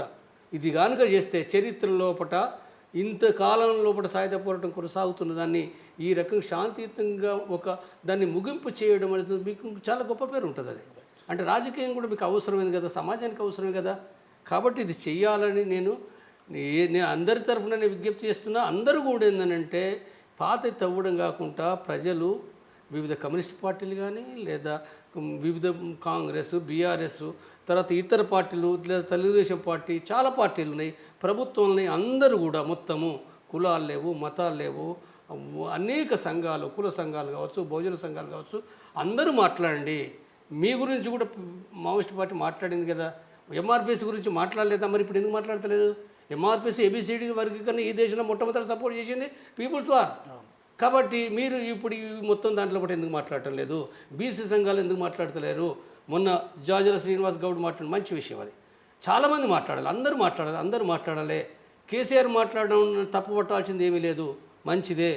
అందరూ మాట్లాడాలని మేమే చెప్తున్నాం కదా. మాట్లాడమన్న తర్వాత మళ్ళీ నువ్వు ఇది మాట్లాడి అది చర్చ పెడితే ఎట్లా? ఇదేం పద్ధతి అది? అన్ని ఒకళ్ళు ఇవి కాదు. శాంతి కోసం మనం అందరం ప్రయత్నం చేద్దాం. వీలైన తొందరగా మరణాలు తగ్గించాలి. మరణాలు మంచిది కాదు. సమాజాన్ని ఏదైతుందో దీన్ని ముగింపు చేయాలనేది ఏంటో నేను ఈ సందర్భంగా నేను చెప్తున్నా. మళ్ళీ క్లారిటీ కాని విషయం నేను చెప్తున్నాను. రైట్.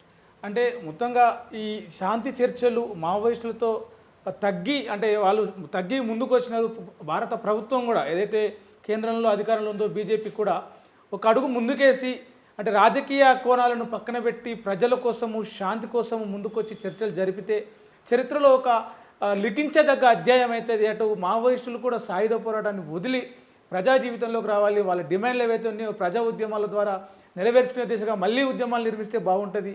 ఈ సాయుధ పోరాటాన్ని విరమించిన పార్టీగా, విరమించిన ప్రభుత్వంగా బీజేపీకి కూడా ఒక కొత్త క్రెడిట్ వచ్చే, ఒక కొత్త చరిత్ర సృష్టించబడే అవకాశం ఉంది. ఈ పరిస్థితుల్లో ఈ అవకాశాన్ని 2 వర్గాల వారు సముచితంగా ఆలోచించి నిర్ణయం తీసుకుంటే ప్రజలకు ఉపయోగపడుతుందని చెప్పేసి మావోయిస్టు కేంద్ర కమిటీ మాజీ సభ్యులు, శాంతి చర్చల కమిటీకి సంబంధించిన వైస్ చైర్మన్గా ఉన్న ఆయన 2 వైపుల నుంచి చర్చలు చేసేందుకు ముందుకు వస్తున్నటువంటి జంపన్న గారు కూడా ఈ విషయాలన్నీ చెప్తా ఉన్నారు. మరి ఇంటర్వ్యూలో మళ్ళీ కలుద్దాం. చూసిన తొలి వెలుగు కెమెరామెన్ సతీష్తో నేను ప్రవీణ్ శంకరి, హైదరాబాద్. ప్రపంచంలో ఏ మూల ఏ క్షణం ఏం జరుగుతుందో వేగంగా తెలుసుకోవడానికి తొలి వెలుగు వాట్సాప్ ఛానల్ని ఫాలో చేయండి.